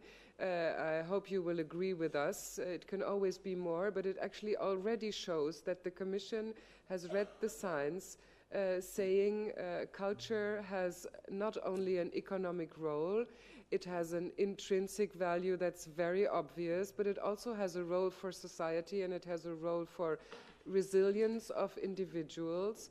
We have to raise also cultural participation, and I was very intrigued also by what you said, how cultural participation is actually also changing in the light of the digital ecosystem that we are currently living in, because that actually is one of the main new roles that we see. No, it's not a new role, it's an old role that you, the culture world, have always told us has existed, but has now, I think, been explicitly taken up also at the European level. Not of course to neglect what you said, Mrs. Costa, in the beginning, also that there's also an economic role, obviously. We must not neglect this. The jobs and the growth aspect of culture remain important, because in the end also artists need to be making a living, and some money needs to be put into culture in order also to make our creative sectors resilient in this new globalized environment. So, which is why we have both aspects, both in the new agenda for culture, but also in the Creative Europe program, the economic aspect of culture, but also the overall cultural diversity and linguistic diversity objective of the program. What we have proposed, I think, relates very much to what you said, Rosa, also in the beginning. The mobility fund that we have introduced. We are also currently looking into ways of also increasing not only cooperation, which is the heart of the current program, but needs to be strengthened and continued, but also looking maybe into other ways of making cultural works circulate, not only the people, but also the works after they have been supported. This is something that we're currently looking into, and as the chair said in her introduction, we are also strengthening under Creative Europe and in the agenda, because there's a first time really agenda means a political program now aligned with the money that should go with it. So we are really on the same footing here, which is something that makes us proud. And we hope to be able to achieve it. But as you said, Mrs. Costa, there's also alignment with the international relations. For the first time ever, we will be able also to be more active in this respect. And you have all said that more openness needs to be made towards other programs, and there needs to be clearer flagging of culture and creativity in the other programs. We are, of course, fighting for this. I know you don't like the word synergies so much, but what this program has done is it's actually built in some hooks where other programs can bring in the money to do exactly what we want to do. And this is, I think, a real opening for the sector to actually get more money in for the sake of its development. So I'm going to be short because I want to give the floor also to Gabriele. But I want to reassure you that we're also looking very much now, between now and the end of 2020, into how to implement and to make the program even better. We're now discussing the legal base, as you know, but we are, of course, in parallel also looking to improve the accessibility of the program. And we've heard the message. We are now already dedicating 40% of the budget to a smaller project, but we need to find a good and probably a better balance of accessibility for smaller and larger organizations. We know there's a need out there to be raising co-funding mechanisms, and this is what we're actively working on.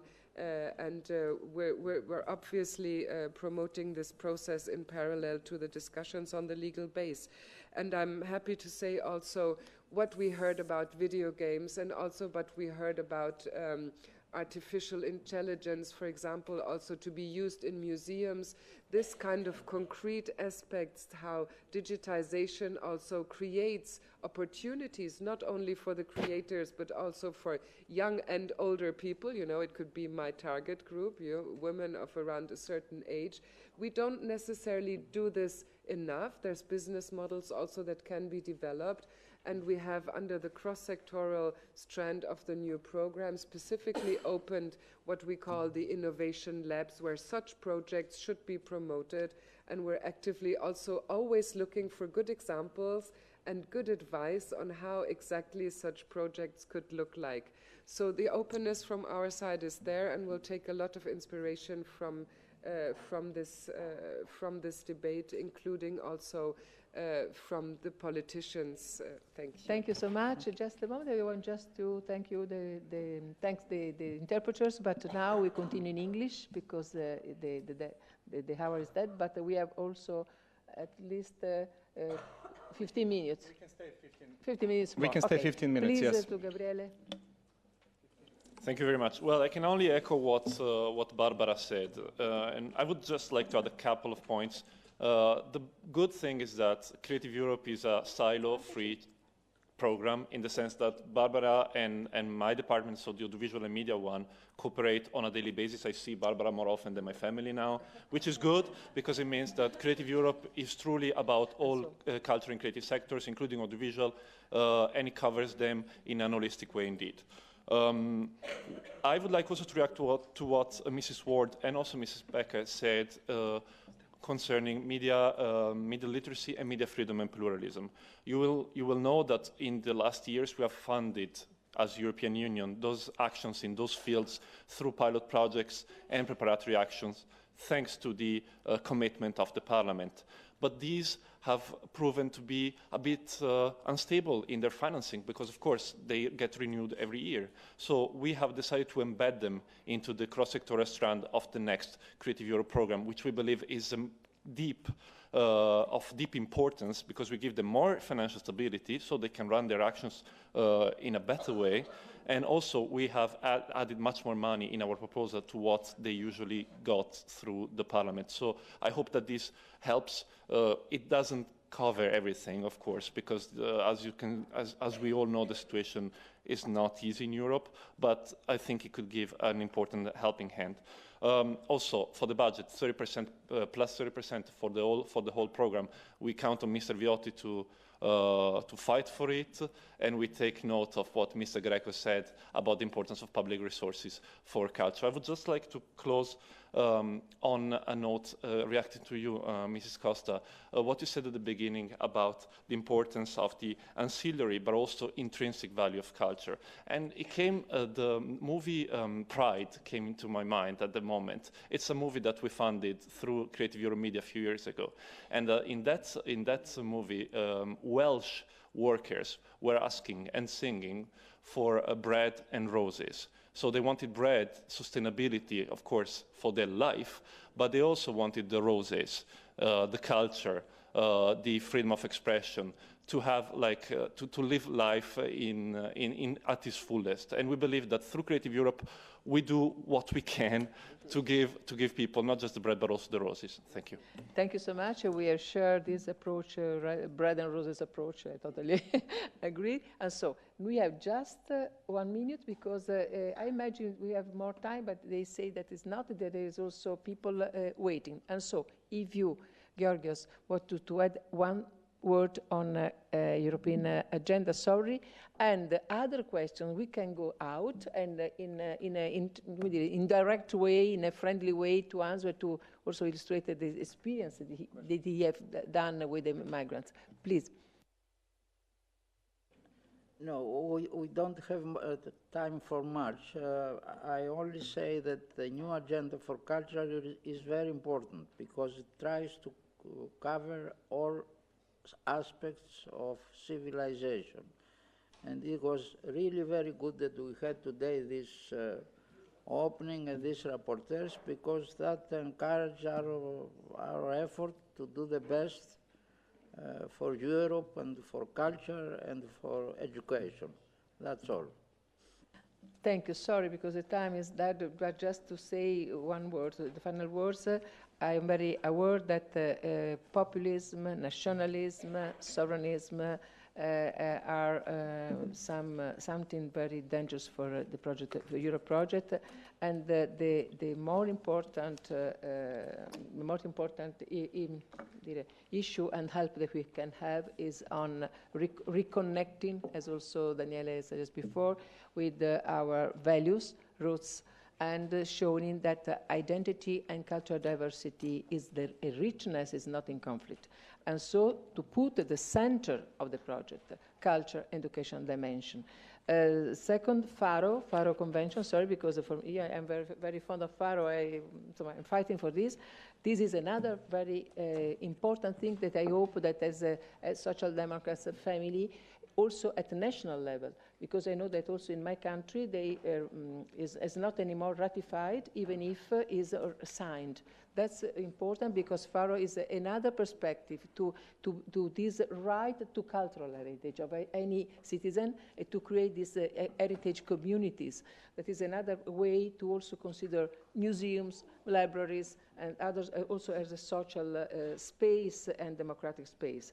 Another thing that I want just to underline is that we put in a center, we strengthen also thanking to Barbara and to Giorgio for their commitment and also for their support as a rapporteur. But I will propose to put in a first objective, general objective in Creative Europe, the intrinsic value of culture and art, and also the role of artists and cultural operators and so on, because I imagine that we have to re-begin by this recognizable role.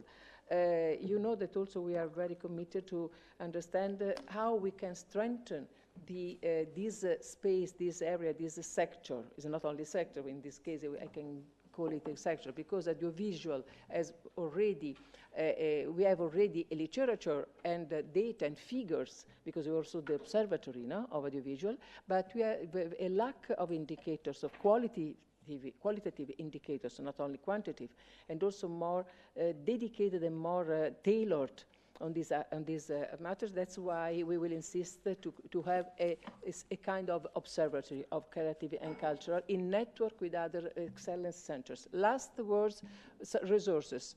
We are fighting for two important objectives. First is, as I said before, to cooperate with the Parliament and accountants on the budget committee, because it's already done in our first resolution on the MMF programming, to not only to triple Erasmus, but also to double Creative Europe. That's the first thing. And the second is that we are also trying, as I tried with rapporteur, in a dialogue with the Commission, with the GEAC, because they want to don't lose what we achieve with the financial instrument, the new guarantee financial instrument that is inside the 16 financial instruments dedicated to loans, the guarantee for investment at the national level.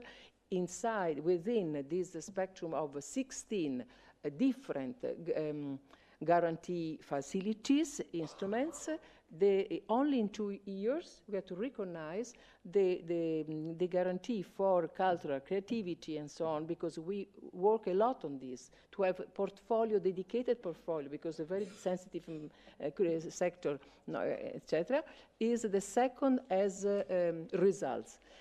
Now these facilities will go inside the box of InvestEU, but we want to preserve the specificity of this financial instrument, because it's not only, we want to not only grants, but also rising up, as someone asked, the co-financing, the range of co-financing, but also to put to have more opportunity to access to these guarantee facility, European guarantee facilities by European Investment Bank, for national finance institutions that are in this moment for this sector already 11 institutions respond to this.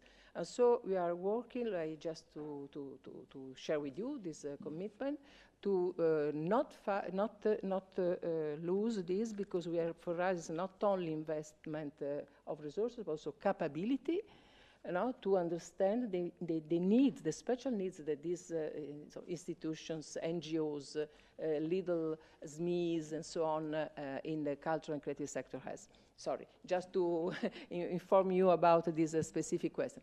Thank you for your resistance, and also to our panelists, to our interlocutors. Thank you for to be with us in this fight, and thank you to Marco, because he's a very brilliant and passionate moderator. Thank you. Just before we leave, just take your voting cards and leave it on the table so we can use in another event. But before you leave, I want to ask you the last question. I think nobody will die because of this. Just a moment. So let's go to our most famous thing today. Yeah, the last question. So let's get the phone so we close with this one, yeah, with a nice collage. How did you like the conference? So you can write it. You don't vote publicly. You can say if you didn't like it. You can also like I didn't like it. And also thank you from my side. We apologize for not having so much time for discussion and for being late to the next group, to the next conference. You can write the name of your organization if you want to lobby, advocate. That's also fine.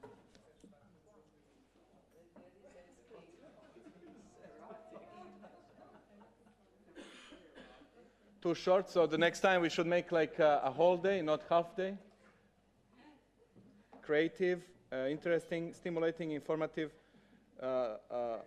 supper, yeah, great. Yeah. Erotic as well. We got a new terminology in the policy dialogue as well. So thank you very much from my side and have a nice afternoon.